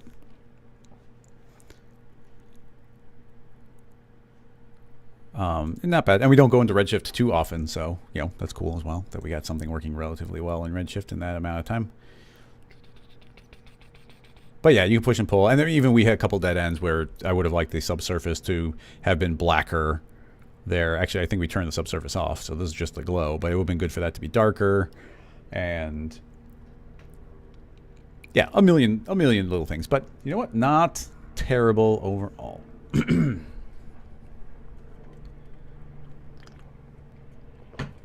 Yeah, Chuck, like I said, we didn't do anything to turn it off after it burned, so this will just be bright forever, where really I think it would just be like a little strip. Also, another thing, well, we're not going to like re-render this or anything. Oh yeah, it seems... Oh, that's just not glowed. Yeah, so I think it's yeah, a couple more frames, it's going to be like not moving anymore. What's really cool about building a rig like this is that the entire thing is still live. So turning off a bunch of those elements that we don't need. Like, let's see, we are using that, but we didn't end up using those, so that can go away. And we are using this, but we didn't turn on the smoothing and whatnot. But anyway, my point being is save, and I'll save another version. And I'll stop the render because it's now not moving. And no, we'll pull it back up. Pull it back up at the end. The all I was going to say is if we hide turn off a bunch of the things that we're doing, we can always go back to that original shape. And you know, so many things that we did on this original reference. What are we seeing? The reference. That one should never be there. What is showing up here? Oh, that one. Okay, so on this original object, we still have this original, well, something must be, something's still calculating, but there, that's faster. So you can see we get this original glow slowly spreading up through it, and that's driving all the animation. We could definitely do something where it fades out again after that happens. super duper viable to do something like that. But also, we did this in a very uniform way, and there's so many things we could just go back to this original vertex map and make changes. For instance, we've got this freeze, and the freeze, something that's cool is the freeze has this radius, but the radius has its own subparameter. So if I were to make a random field and feed the random field into the radius, let's put it overall just so we can see this, the size of it, because I want to have this be relatively large. Okay, so now you see the set to normal. You see how we're getting these patterns like that? And maybe even I want to crank up the contrast a bit. So we'll put that into a curve and then pull the blacks up just a bit and pull the whites up just a bit for a little more contrast. If we take this random field and we instead put it into the radius, that becomes a multiplier on top of the radius. So when I hit play, hopefully we'll see.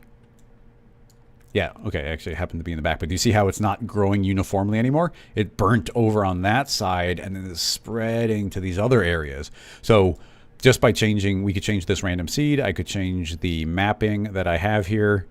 So like, you know, if we chill that out a little, you'll see it start spreading more. But yeah, just a little bit of noise in there. And that could even be an animated noise. And because it's adding, it will eventually, it'll still cover it. But let's give that, you know, not too fast. But we'll add a little bit of speed onto there. And so now we should get, you know, see it's traveling up there faster. And that's not quite the same. So I think on that match burning effect, just that little tweak, look at how much more variation there is on everything. This filters all the way through all the other systems that we did. And let's turn that back on again. Let's turn that on, and there's our final. I think, is this not supposed to render? That is not supposed to render. That is also reference. So with, oh, and let's make that visible. So yeah, with all that turned on, I guess I should have found a better frame before I hit play, but let's just let that run a few frames and then take a look at a still, and just have it being not quite so uniform along the side would be really, really nice. Let's see. Yeah, thanks everybody for coming and hanging out today. As I meant, there were a bunch of questions earlier, so it looks like maybe Cirque has put another link in again, but I'm not going to be able to find the other questions way up there, so feel free to post again. But let's let that. Well, anyway, the point here being is you can see this creeping up in a non-uniform way, which is pretty cool. And let's just turn on Redshift for a moment, and then we'll move on. Yeah, so yeah, it being not quite on the same line, that goes a really long way for that, you know, looking, you know, just a lot more varied, a lot more visually interesting. So giving that a save, let's take a look at the animation one last time. And yeah, this is the sped up version, which I think looks better. And obviously having it fade out after it boils up and whatnot would go a long way. And then I have to look into that Redshift noise in a volume, like environment noise, so that we could get, if you get like streaks of light shooting out, possibly you could do some sort of volumetric light and then make a version of this where there's holes in it. That would be really, really cool, actually. That'd be a good method where the light's on the inside of it, and as there is a model, and that light is only seeing that model, and that model, when it pushes out those holes, instead of pushing them out, it just makes a empty hole, and those empty holes could be where bursts of light are coming through, and they would just show up in the render. That would be really, really cool. That'd be a good way of doing that effect. Welcome, Chris. Thanks for coming and hanging out. Do you have a workflow for making realistic hair with the native hair? No, I don't have a lot of experience styling the hair. Every time I've gotten to style the hair in cinema, I'm always pretty impressed with the brush tools. Like, it's pretty intuitive, but you have to be constantly rotating your camera, be like brush, brush, brush, turn your camera, brush, brush, brush, turn your camera. But yeah, no good intuitive. Cirque had put a link quickly, so I will check that one out. What do we got here? What do we have here? Oh, it's like cute. It's almost like balloon. Oh yeah, this is weird. Bloop, bloop, bloop. Okay. Oh Yeah, so like this is rendered as if they're kind of like circus balloons, but I don't think it's supposed to be literally that. It's just kind of the vibe that it gives off. This is from Stracknell, and we've definitely tackled some of his work before, and it's always like great stuff. I'm not gonna go on my way to make it look super duper pretty, but let's see if we can get a couple of the basics here. Let's see, how do we make it? We'll make our squares just, first of all, for the lower poly count, and second of all, so it's not overly exactly what they had in that animation. Let's do 20 by 200 by 20 and 10 subdivisions, so you see it's very evenly subdivided. And my thought here is just a couple of animation variations on things. First of all, here's a cool trick, if you didn't know. If we put this bend inside of a cube, I can say, hey, fit the parent, which is just fine. But let's make the height be half of the height, and then we'll move it up 50, which is, half of that. So you see it's the top half. If we were to bend the object here, you see it's going to bend the top. But if you set the mode to unlimited, it'll bend both sides. And you can get a perfectly symmetrical bend. So that can be really fun. Turn on keep Y length so it doesn't get longer as it bends. And that will be one thing that we have. And let's see. Well, let's just start with this basic shape, because this can actually, I think this could go a long way. I'm going to copy and paste it so we have one bend that will be bent all the way. So it'll bend all the way up to 180. And I will hide the bends because I don't want to see those. Okay, so we got these two shapes right there. Now, if I make a cloner and I put them inside the cloner, I love this technique. So we put these inside the cloner, and just for now, let's only do the stick one. So it's just the stick, and I want to pile up a bunch of these. So let's go, we're in a stream, so we'll just do 6 by 6 and only be 50 apart. Yeah, that's pretty good. Okay. So they're just sitting there, they're doing their thing. They need to be dynamic, so we will make them dynamic. Right click and add a simulation rigid body. Turning off gravity, Control D. Dynamics, gravity 0. And then I also want these to attempt to keep their position. So let's say that they want to stay 5 by 5 and 5. So they're just kind of trying to stay where they are. Now, if I play, nothing will happen. They're dynamic, but there's no gravity. They don't go anywhere. So instead, let's say that half of them are this bent circle one. Now you see some of them are intersecting each other. So if we hit play, because that intersection is going to force them away. And what is happening? Oh, something's weird. Give me a moment. Why? These are acting like its bend isn't coming along for the ride. That's weird. Why is the bend behaving that way?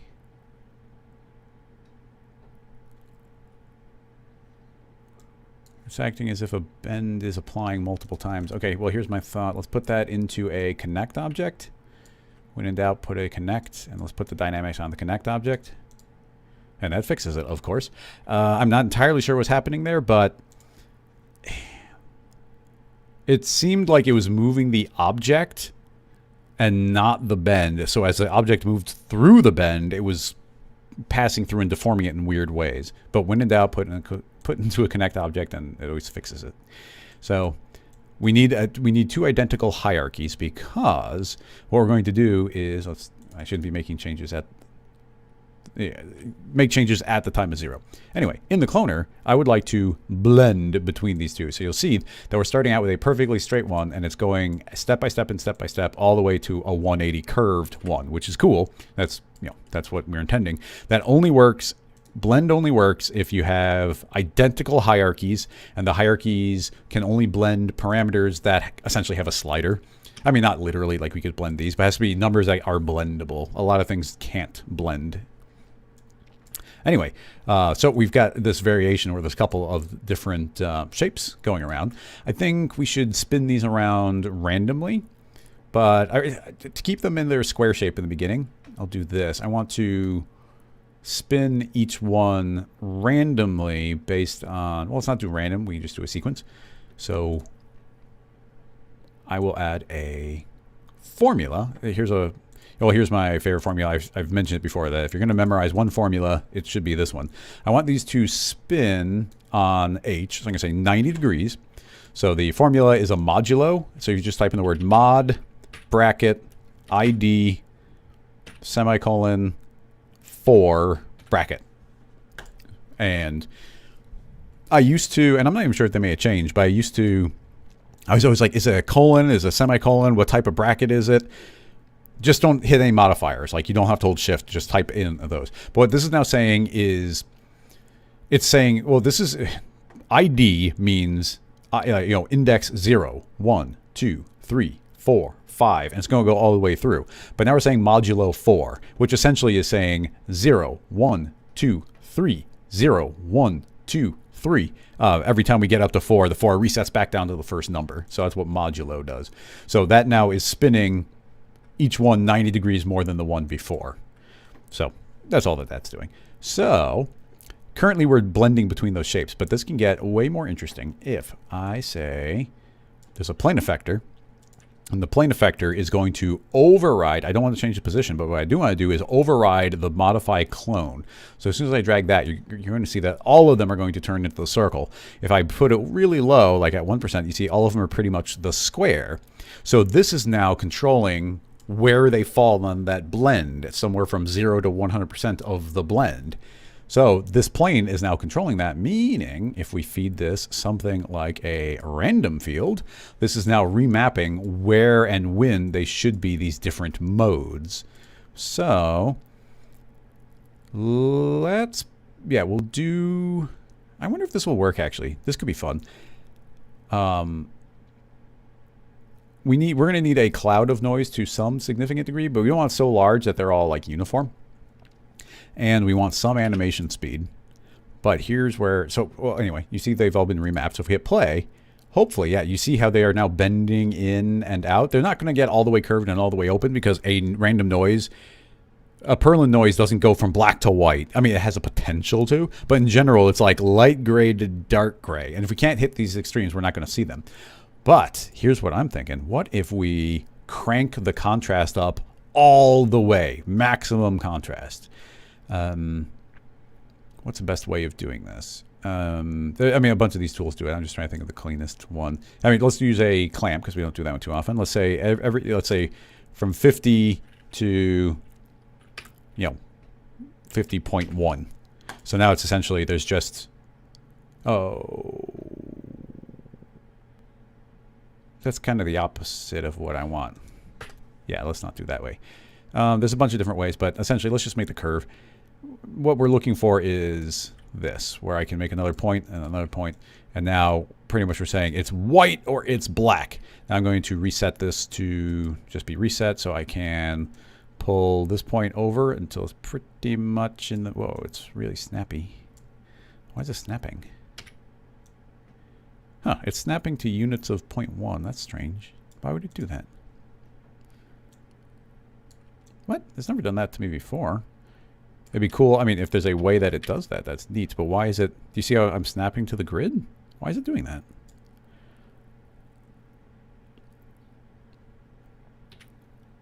What? I'm going to make another one. I want to see what's... I did say reset, but... You see if I move here, it's not snapping. If I say reset, it's still not snapping. I don't know what I did that made it start doing that. But anyway, I'm just going to crank this up. So now you see that they're pretty much circle, they're stick, or they're circle. Okay? There's no in between. And the noise is still passing through, so they're going to pop, like with no transition from one to the other, one to the other. I mean, technically, there's a little bit of transition here. We can type in very specific numbers. If you didn't know either, you can say open in separate window. Oh. Why did it not open in a separate window? Maybe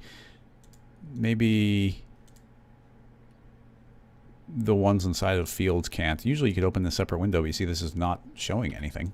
So that's a little frustrating. Hang on, I wiggled the screen so it minimized all my windows. Anyway, these don't have technically full contrast. I really need these lined up. And if you didn't know, you control this down, select the point, and here's this information. So this is at 501. Let's put that one on 5. And this one will be at 501. So technically there's a little bit of a transition between the two, but pretty much none. So what should be happening here is they pretty much just pop from one shape to the next, one to the other, which is like, it's just a blatant pop.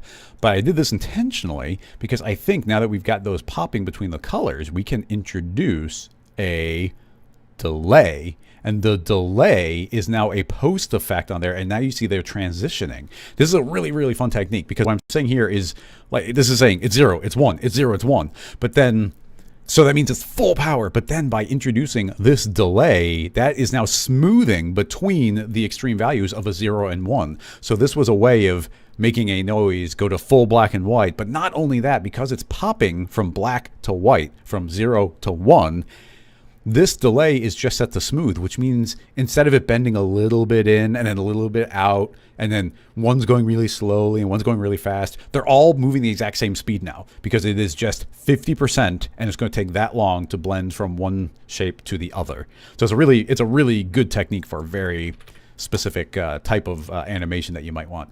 So you can see these are going to be infinitely popping and transitioning their shapes between. We could change, if I put the effect really small, you see they're going to transition between their shape really quickly.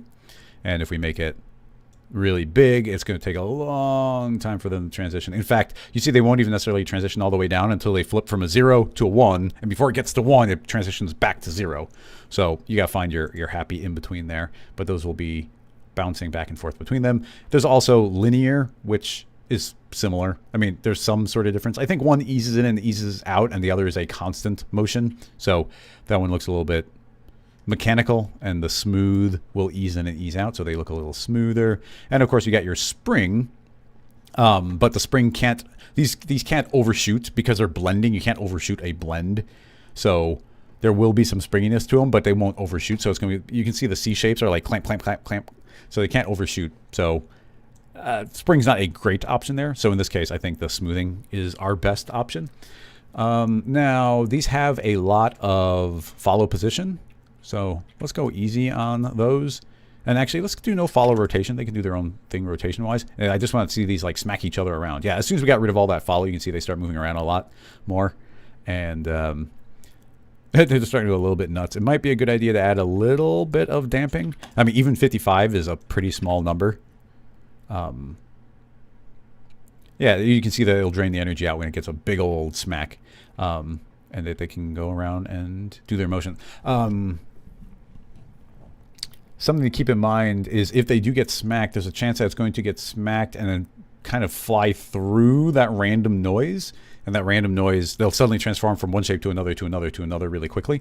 So I think as one smacks and they move further, then another one's likely to transition really harshly. But I think this is a pretty neat looking effect overall.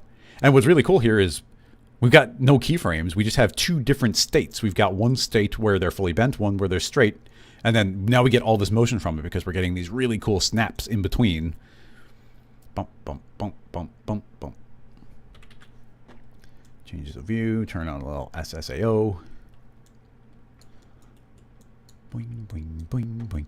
And then, yeah, if you look at the other animation, you can imagine it did something like this, but the bends could have been different. It could have been manually keyframed so they can bend in and out, and they could have been offsetting the keyframes, but I thought this would be a cool process to explain this type of thing, because I really enjoy this. And I don't get to talk about this like maximum clamp delay effect very often. It doesn't pop up too much. Bing, bing, bing, bing, bing, bing. Yeah, this is actually kind of cool. It's running really quickly, so... oh, you know what I should do? I was going to say that I always leave my Cinema 4D very vanilla, because I always record tutorials and I do the live streams, and I want my interface to look as much like everybody's interface as it can. So I always work from vanilla, but there's a couple exceptions that I do that I don't think are big deals. And I'm going to show you, most people probably know this because we've talked about it for years, but I'm going to change a couple of defaults. Mostly I'm going to say I want my preset to be set to animation, except I want my deformers and cameras and lights to be there, but that's turned off a bunch of like grids and whatnot. So I wanted that to be there. And then I want to see my FPS. So I'm going to hit Alt-V, click on HUD, and I don't care about projection, and I don't care about sculpt statistics. I don't care about grid spacing, but I do very much care about FPS. So I'm going to turn on FPS, and you see that's there. And now that I've set that, and you know what, this camera, I don't ever use that camera one either, at all anyway. Now that I've turned those on, I will save this scene file, and I'm going to save the scene file. Give me a second. I'm going to make sure that I don't navigate any place I'm not supposed to be showing secrets. I'm going into program files, and then I'm going into my Maxon folder. Okay, yeah, there was nothing dangerous. So I'm in the Maxon folder. I just traveled to program files, Cinema 4D. Well, mine says R24. I don't know if the folders all say R24. I think they might have to. But anyway, right here, I'm going to save a new scene file. I'm going to just call this new.c4d right here in this master Cinema 4D folder. If I hit save, oh, it says I don't have access. I'd have to... Oh, well, okay. I have to save it somewhere else and then drag it in for permission. So just give me a second and we'll drag it in. So I'll just save this into... I'll save it into my scene files, actually. New.c4d. And now I'm going to open up... I'll pull it on the screen in a second. Let me just navigate them. New, and now I need my Cinema 4D folder. Program files, where are you? There. Cinema 4D, R24. So yeah, okay. So now to show you, here is the Cinema 4D file. Here is the new file we just made. I'm going to drag that in here. Now it wants permissions. I'm going to say yes, continue. And that now allows me to do it. So now what that should do is if I open up a new Cinema 4D file, so you see I'll make a cube, now hit Control N for a new scene file. This new scene file now took on those properties. So every time I open a new Cinema 4D file, those are the properties. And now you can see that it has got my hidden work plane and hidden world axis, and it's got the FPS already up there. All that will be there out of the box. Well, Rick is in the chat, and he's saying technically that should go in the preference folder, but it does work here. Rick, you guys are encouraging everybody to put in the wrong spot if it still works there. But okay, Rick is saying put in the preference folder, so keep that in mind, everybody. E39, the difference between that and a new startup layout is I don't know if the layout sees any of the viewport stuff. Keep in mind that you could have started that out with like a cube and some lights, and that could have anything in the scene file. I didn't do that, but it could have anything. The viewport, or when it comes to saving a layout, I thought that was mostly like which menus you have docked in which places and which buttons are in which location. Possibly it saves the viewport stuff, but I'm not certain.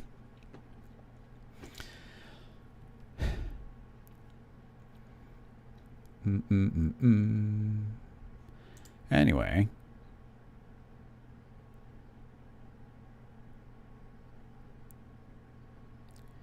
Oh, Bert, let's see. Got a question for you if I still have time. Any tips on how to get natural dynamic float with rigid body dynamics?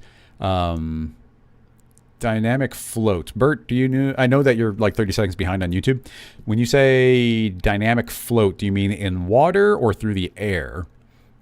NAB from a few years ago using soft body. Yeah, it'll react to turbulence properly. Yeah, you are. I totally know what you're saying. I'm assuming you do have to do soft bodies. Okay, let me explain this to everybody. If I make a cube, and let's put this in the world with no gravity, and I will make it just dynamic. So simulation, rigid body. So it's not going anywhere. And now I will create a simulate force turbulence. We'll give it a decent amount of scale, and I'll set the strength up to 55, which is just a good default to reach for. It's kind of right in the middle range. It's about the amount of power that gravity has. So hit play, and you see how this is moving around. But you see how essentially this turbulence is like a big cloud of noise, and the cloud of noise's size is based on this scale.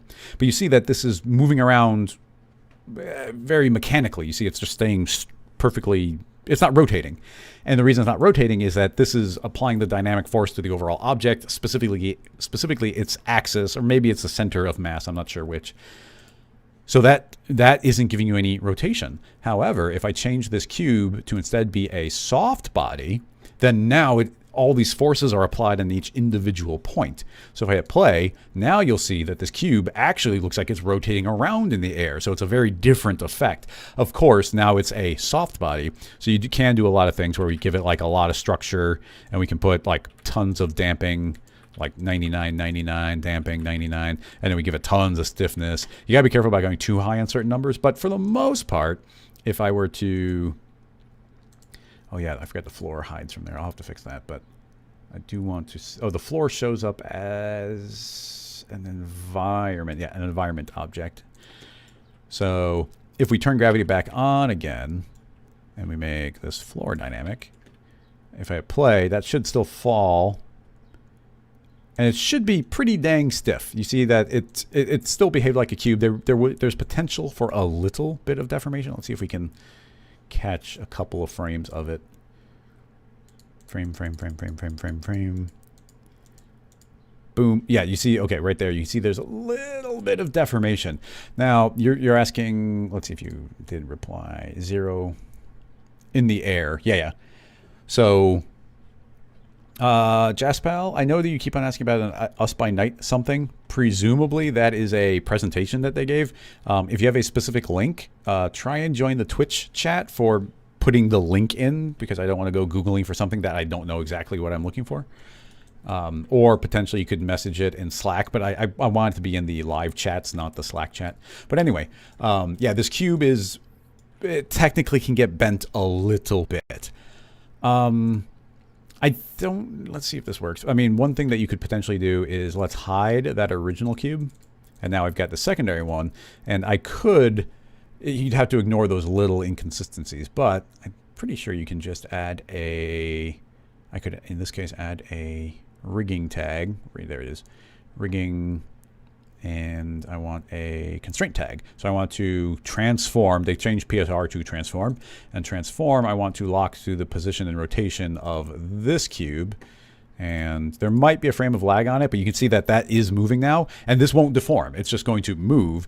Now, technically, because it's not deforming, it will look like it's ever so slightly passing through the ground, where the other one was deforming. This one's not deforming. So this is the amount that the other one deformed. This is the amount that was passing through the ground. But, you know, it's a pretty good approximation of it. And you could always kind of expand that invisible force field around it to stop it from happening. I'm not sure, but I think that I can probably also, instead of doing this constraint tag, I could probably make this a direct child of it. But there's a good chance that will take on... This might take on its properties. This is by default set to apply tag to children. So it is also a soft body, meaning they're intersecting. But if I say don't apply to children, you see I'm not seeing the top. I am seeing the bottom. If I hit play, I think it will move with it. Yeah, you see it now does move with it. As an additional alternative, this could still be applied to tag to children. And I can apply its own tag. I can say, actually, here, you get your own simulation rigid body. And I can just say, hey, don't worry about dynamics at all. So this is now not dynamic, but that is overriding any dynamic settings that come from other tags. So now it's going to move along with it as well. Keep in mind, it's still going to pass through the ground that little bit. But if you want things to be like super duper aerodynamic, they just need to be soft body. Otherwise, it doesn't see all the geometry. Technically, I guess your alternative would be making multiple pieces. My go-to has always been a... My go-to has always been a newspaper. If you make I suppose we can stay in this scene file. If I make a newspaper, sort of, it doesn't have to be much of a newspaper. And we'll just make it a simple soft body. We'll just copy those settings over. Well, that's super. I'll put a baseline soft body. So these are now soft body, and you see it's going to be bending around, and you can see immediately that all the different points are being deformed. And if we turn on some of the really cool, and we don't use them that often because, you know, there's not that many times to use them, but using drag and lift will go a really long way for this thing to like drift through the air like pretty awesomely. You get some really nice, oh, and we have to probably call it two-sided. Yeah, as soon as I turn it on two-sided, then this thing is really going to like waft through the air. Now the strength is too high. I kept cranking up because a little bit goes a long way. That's what I thought, but I forgot to turn on two-sided, so it wasn't seeing the backside of the normal. So this will drift around and waft through the air. There's nothing to stop you from building a more complex rig where you would make a series of individual objects to do it, but then you need to connect all of them. What's the best way? I can't think of a super quick way of doing it, but in principle, what I'm talking about is if we said this cube, if I made a cube there, and then we also made a cube here and here. Go away, plane. You're done now. If I did that, those are 4 separate cubes, and those 4 separate cubes could each get connected to each other, and now each one of them, the turbulence would only affect one of them, or it'd only affect their center point, but now they have a relationship to their neighbor, so then you could start getting the accumulated effect of it. But you'd have to build out a rig of a series of connections, and interconnecting all of these is a non-trivial thing where you have to add an entire series of dynamic connectors in between each one of various types, or possibly springs would be a good way to go. So if you want it to be fully rigid body, those are sort of your options. There's no way around that. It doesn't apply the forces in a more complex way. Let's see. Trey, what time is it? Oh yeah, we got a couple minutes yet. A brick pattern with a Voronoi fracture. I don't know that there's a way to get a brick pattern with Voronoi fracture, because the closest you could get to a brick pattern with a Voronoi fracture is the same pattern that would give you hexagons. So I don't think you could do it with a single Voronoi, but you might be able to do it with more than one. That would be my recommendation. Could you even do it with more than one? Yeah, because you do a grid, but at that point it's a grid. How? Yeah, that doesn't even make sense. That wouldn't be a great way of doing it. You want a brick pattern, and presumably, I'm assuming that the brick pattern you're talking about, you need something very specific.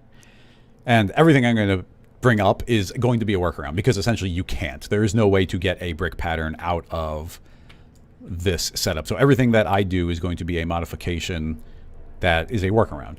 And there'd be a lot of ways of doing the workaround. So it just depends on what you're looking for. Because, let me just fully lay it out, because if I were to make a matrix and do 10 by 10, 10 by 10 by 1, T for scale, and scale these out. Okay, so we get that type of layout and say that this is our source in the Voronoi fracture. You're going to get squares. Okay, that's cool. And now if I take that matrix and spread it out, you're going to get you're going to get elongated squares. So essentially we're getting bricks, but they're all stacked on top of each other. Clearly your intent is to have alternating ones, but you can't alternate these, because the alternating pattern of this would be a honeycomb array. Let's see. Okay, it isn't the correct orientation, but if I T for scale and scale these down, yeah, I was exactly correct.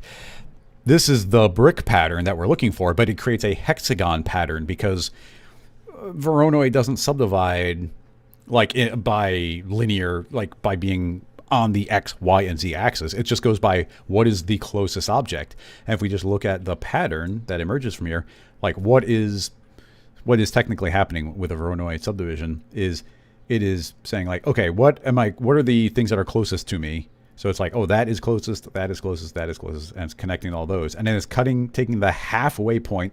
Wait, there's a thing I can, wait, what's the, oh, I can never remember. What's the drawing tool in Cinema called? I always forget. It's, what's the drawing? How do you, Rick, if you're still here, what the heck is the name of the tool where you like can draw little like grease pencil things on it? But I can never remember what it's called, and it's really hard to search for. Doodle, that's the word. Thanks, everybody. So doodle paint, and I'm pretty sure I can draw here. So what's essentially happening is it's drawing the halfway point between there and the halfway point between there. And so you'll see if you draw the halfway point in between all of its closest points, you get this hexagon pattern. So it seems like everybody knew doodle except for me. I can never remember. I mean, grease pencil is the original. No, Sphere Factory. That's not the name for it in Blender. Grease pencil is what it's called in actual animation, in like old school pen and paper animation. So I didn't even know that the equivalent tool was called that in Blender. But anyway, the point there being is you can see the way that it's like it's making the halfway point between every line, and those connections create the hexagon. So anyway, that's the limitation here. So now getting back to the workarounds. Okay, undo. Oh, it undoes every doodle draw as well. So now that we've said that, what are ways we can go around maybe compensating? And like I said, I understand that your use case is probably going to be such that these workarounds may not be applicable to you anymore. So first thought, can I do it level by level? Not so much. And I wouldn't even do it with a Voronoi fracture, to tell you the truth. Well, once again, I'm trying to be literal with what you're asking, but it's just not the way I would do the process. Let's say I make this a height of 10. Now, we could just make a matrix where it has only no height values. So we just get those. So if this fracture now was containing a series of cubes, you can see that each one will get cut. So I could say, let's put that into a cloner. This is going to, when I go and show you the simple way I would go about actually building these, you're going to be like, why did we talk about these other ones? But you never know when these details are applicable. Anyway, you can now see that I've got 3 cubes in a row. And I can say, no, actually, let's do per step or endpoint. So I can put a couple more. And then you can see I've got these rows that way. And then if I were to say, okay, well, here is a completely secondary. I'm going to copy the entire rig a second time, move one set of those cubes up. I just eyeballed, but that's not too bad. And then we take its matrix and I scoot that off to the side, the halfway amount. Now you can see that I've offset the bricks and now I do have a brick pattern overall. And it's like, okay, well, that's fine. That works. And I mean, if you were inclined, you could make a Voronoi fracture. And if you get rid of all the sources, you can actually just feed other objects into it and it'll take those individual components and turn it into a single object. So you could now treat this as a single Voronoi fracture. It can be fed all the effectors and everything directly. That works. But I wouldn't go about doing it that way. I would, the simplest way of building a brick pattern with this type of setup would be just making a cube.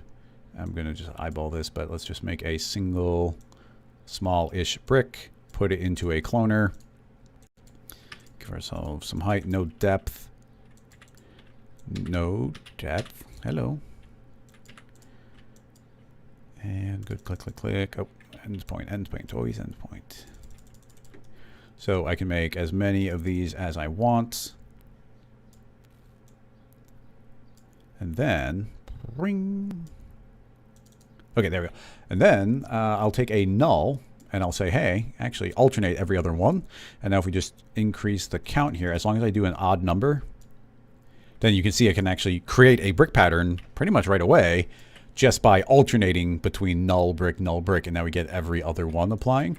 And then this entire thing could, if you needed to, put into a Voronoi fracture. And you'll see as soon as I drop that as a child of the Voronoi fracture, get rid of all the other sources, then now you see that these have actually gotten colorized because the Voronoi fracture is smart enough to look at individual segments, individual like polygon groups, and make each of them their own chunk inside of the Voronoi fracture. But as I said, I imagine that your use case is more specific, that you would need something. Oh, okay. Looks like this did work for you, so that's cool. I will save this file because it's the more straightforward way I would go about doing it. Pong house. Bring to a and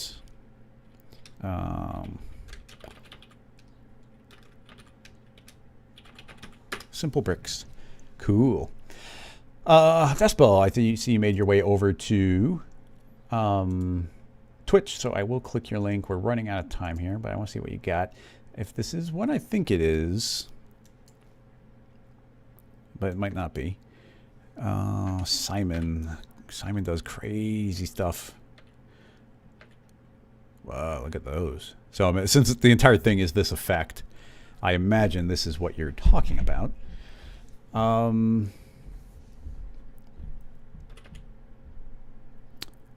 So the opening titles is from Simon Homedal. And he makes incredible things.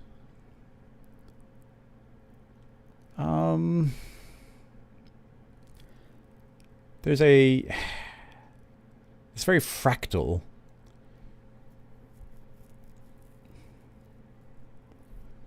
very, very, very fractal.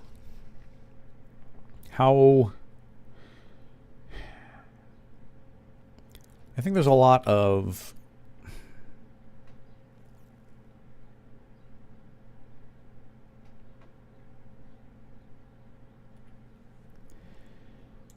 It's one of those, it's kind of like an optical illusion that when it just all comes together, it comes together.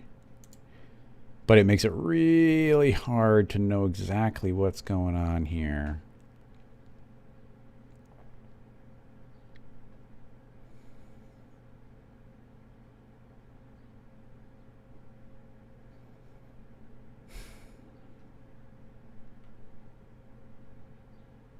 Especially the way a lot of them like open up. There's a lot of really cool things happening here.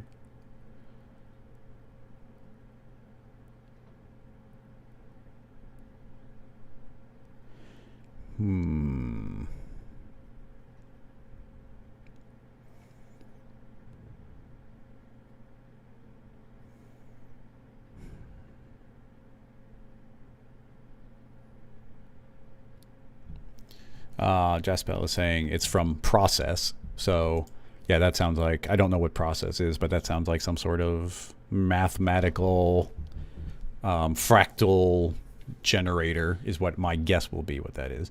So it goes to how would we do something that gives this vibe in cinema? And there's so many different layers that I'm not sure how well we could do some of it. And the very fractal nature of it makes it tricky. Like immediately, I mean, first you have to start out by creating some base geometry and starting to layer it up on top of itself. Creating a big kind of weird crystalline pattern is not terribly difficult. Well, depending on what you're doing, because we could make a base structure. I'd probably be inclined to make it linear and just make a bunch of copies of a cube. I'm going to just make a cube crystal type thing. And this can then be fed a random. Yeah, the random can go a long way. For 111, 111, 111. And then, you know, so that just gives you really cool, you know, if you're thinking of these like crystals, it can be really cool. Add a little bit of random scale in there. Uniform. They don't necessarily have to be uniform, but we scale these down a bit. Uniform. Well, let's try non-uniform. Let's do non-absolute as well. So yeah, let these stretch. Yeah, that looks cool. It gives it more variation. Probably should do them all the same, 0.5, 0.5, 0.5. So yeah, a little bit of extra variation there. And you could make a series of these and collapse them down into a singular piece of geometry. In this case, I'll just make a connect, put them all inside. So that becomes a singular piece of geometry. And then you can start layering these up via multiple copies. So, but I don't have a good intuition for what would make those look as nice as they did.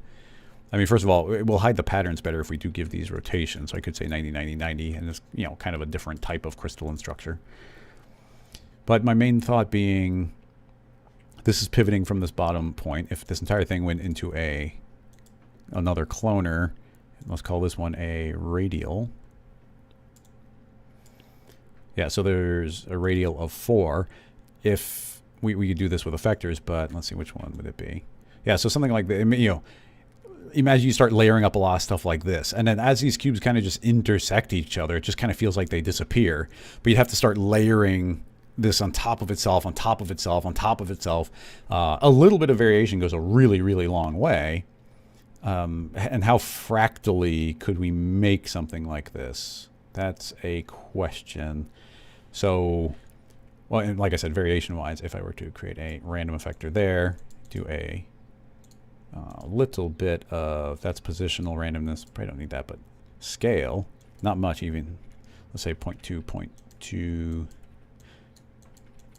0.2, like that little bit of variation, instantly they kind of all disappear into each other. And, but could we clone, how would I...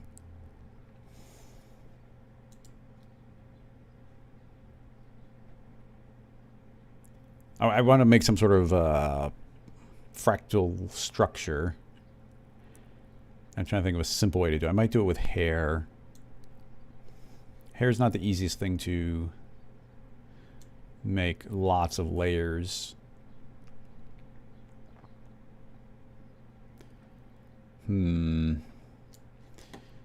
This, I don't know if this is a good idea. This might dead end.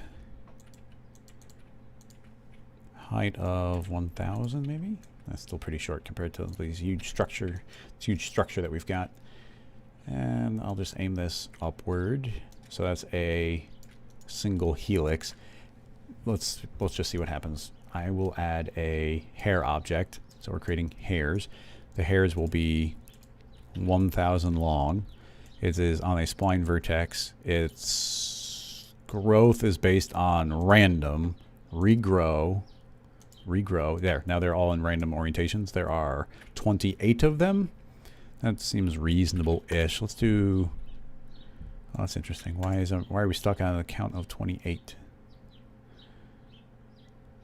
And we don't need any segments.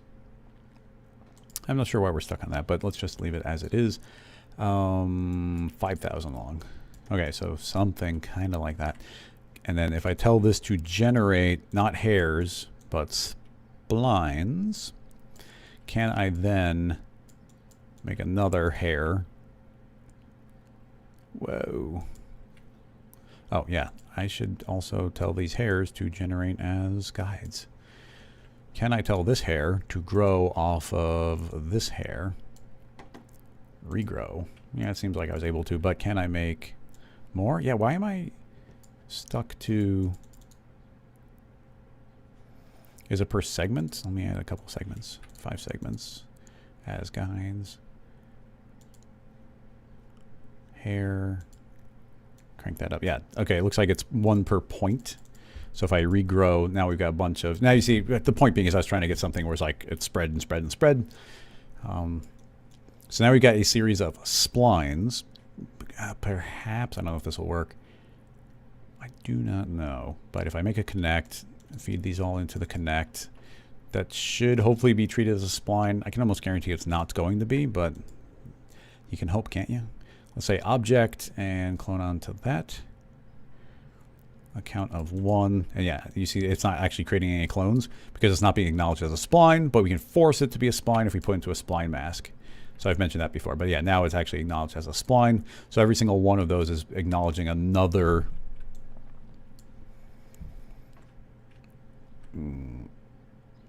segment of the spline. As a simplification, let me turn off those hairs for a second. Yeah, we need to make sure that that's in alignment with the object. We're not going to be able to do the length, but we can do the alignment. So if I say transform, probably this one, 90, negative 90. Negative 90 along that spline. And let's do that now. It's probably going to be a giant mess because these aren't long enough. Really, how tall is this? This was going 38 times 50. It's a very arbitrary number, but let's fix this to all be 38 times 50-ish will be that helix. And yeah, it's about 2,000. So we'll put that as the length on both of these. Yeah, so that might give us a better... Yeah, those are all kind of layered on top of each other now a bit. Now, we don't have more than one in the same spot. Potentially, let's see. We do a count. Yeah, let's do a count of 3. We're starting to create a lot of stuff here. I'm going to bake down. There's probably no need, but I'm going to add a recall tag. Recall is a plugin that we make at Rocket Lasso. So if I double click that, I'm storing all the information about that so I can make it editable. So if I make that editable now, and then we can get rid of that, I'll be able to bring that all back again if I need to. And it should just run quicker now. Also, I don't think, we're probably able to do a multi-instance here. So that should make it run faster still. So now I'm creating 3 per spline. But I'm going to say that I want all of them to live in the exact same spot. So not all the exact same spot, but you see we're from 0 to 1%, we're creating 3 copies. So there should essentially be 3 crystals all layered up on top of each other. this random, I don't think it's doing anything right now, right? Or is it applied here? Yeah, it is applied here, and it's just applying a little bit of random length. That's fine. I also want to apply, with this base one, a bunch of random rotation, which is, yeah, this one. I'm going to spin them all up to 360. So that's just variation between the 3 layers that are on there. Potentially, we could even do a little bit of positional randomness so they just all spread out a bit from each other. They're pretty big, so we can do that and not have them spread out too much. 1, 1, 1, 1, 1, 1, 1, 1, 1. So just a little bit of layering. Okay. Having done all that, let's see if we could apply an animation random. I think is random the way to go. I could do actually based on the way they're spun, if I create a plane effector, I could say, okay, plane effector, you're affecting everything, and I want you to rotate everything on P. Oh yeah, look at that. So this is already a little bit of the vibe I'm getting from the original animation. So if I say, we can even do 180. 90 might be the better number, but let's see. If we say 90, potentially we could scale things. Potentially we could tell them to back themselves up, which is probably on Z. Does that shrink them all in? Somewhat. Let's just do this one step at a time. My thought is, but they won't fold over on each other that much, so we will need a scaling component. So let's just do the scale, even though I don't think it'll look quite as nice. So you see they've all been scaled to nothing. Into a fall off we go. These are all individual clones that are cloned onto individual different places. So if we have a spherical field, yeah. So you see that's pretty much the effect that I'm going for, except it's backwards, which is simple enough to fix. We go to remapping, invert, and now as we decrease our scale, then these outer, well, I guess what we want to do is we start in the beginning, and now as we increase our scale, you see these are going to kind of be appearing out of nowhere, and then those are like the early branch points, but we can't get to the later branch points until the other ones are, just because we're spreading out from that midpoint. So now we're going to keep going, and more layers get generated, and we can keep on kind of doing this fractal pattern out more and more and more and more. We probably want not so many. We make this look a little bit better if we make not so many original hairs. Yeah, this happened because I got rid of all these subdivisions. So 3 times 8 was why it was limited to 28. So it makes sense. So if I say none, I can say that this should have exactly 10. No, the first one, let's just make it be 5. So there will be 5. This, you see that jump to 6. So I guess it creates more than one more than it is. So I'll regrow that. And now the secondary layer of hairs, I would like that to be, there's already a lot of them. So regrowing that. Yeah, that's a little bit more distinct looking. It would probably be better if we extended them. Actually, look here, I get to show you the effect. So here is, I want to make these original pillars longer, but look, I wanted to run quicker, so I killed it off, but I want to bring it back. So here's my recall tag. If I double click recall, look, it brought back the original hierarchy. It's back to being slow, but it's back. So now we can say, okay, 50 apart, but this time I want there to be 100 of them, so they're way longer. Maybe not that many. Let's go 60. 60 is fine. And let's override the recall tag. So I'm going to hold down control as I double click, and that's going to override the recall tag with these new settings. So now as I make this editable again, baking it down to be quick, I can always go back to that state again while once again being super quick. So these are now 60 times 38, meaning, let's do that, 60 times 38. Which is, oh, not as much bigger as I thought they'd be, but maybe it's enough to do something. Let's increase the length of them, regrow, and yeah, that should just make them a little more distinct. We can see the individual layouts more. So now as we change the radius again, let's see, so that those will kind of appear out of nowhere.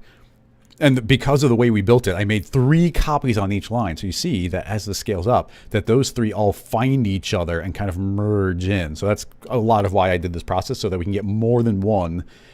And we're getting exactly 3 on every single one of these that are kind of layering that up. So it's like, oh, here's more branches and then more branches.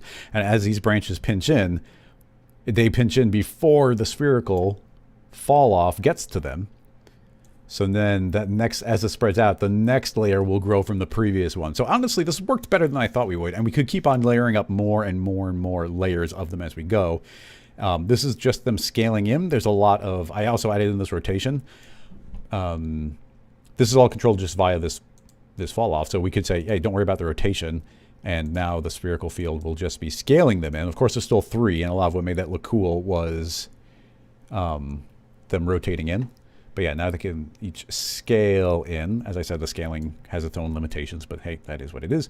We can add more than one layer of the rotation. So those are spinning on 90. As I said, we could do 180. Let's see how it looks overall with a 180 spin. So these will start from the beginning. Yeah, there's a lot more motion from them. I think more motion is not a good thing. Like it starts getting very visually distracting, which makes me think we should do the opposite. Which is 45. We'll go even less, so there's less motion, and they'll just sort of, we just want them kind of appearing out of nowhere is the vibe that we want. So once again, start scaling them up, and yeah, so there's less rotation, and we can see them all kind of find each other as they close up. So that's cool. Then, what else was I going to say? I mean, we could do some movement. Oh, I was going to do more. I was going to do like a spin on them. Yeah, that might be cool. So, oh, that's a lot of spin. Let's do, we can do 180 because this is just turning on its, like upright axis. So, what is I doing? Spherical field, radius, scale up. Yeah, so you get this, like, you see that twisting where they're kind of wrapping themselves up there.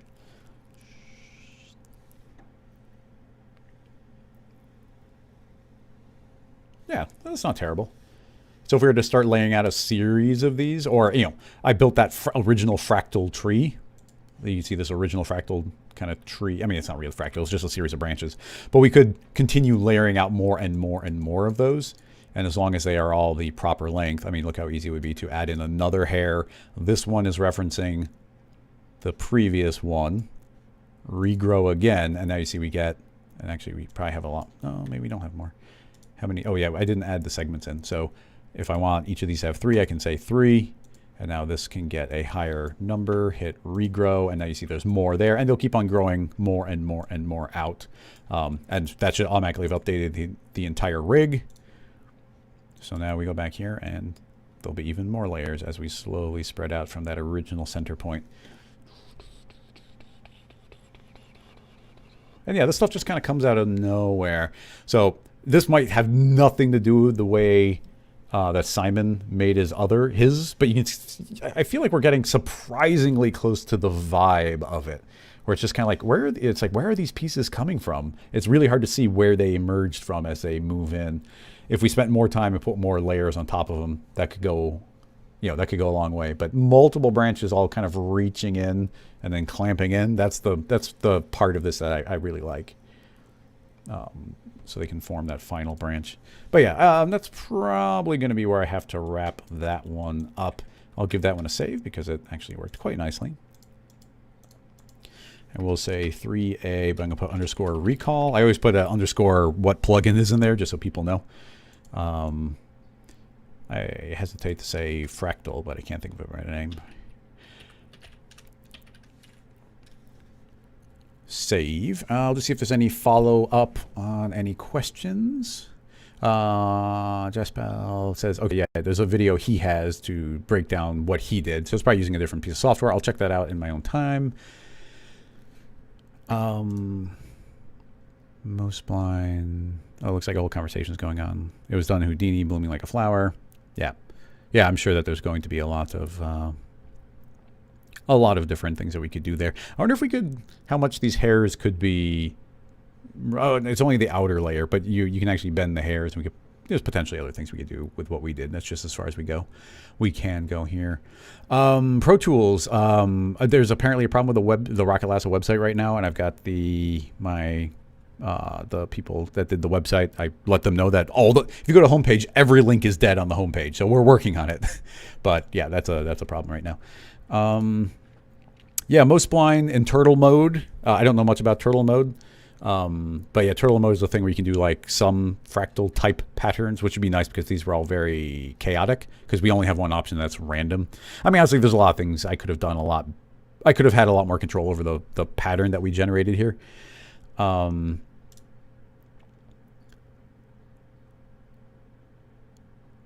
yeah, I'm looking around. Oops, didn't mean to click that. But yeah. Oh yeah, Pro Tools is mentioning the guests, but I'm pretty sure, I'm not 100% sure, but I think next week is Jessica Herrera, who's always doing the awesome dinosaurs and character stuff.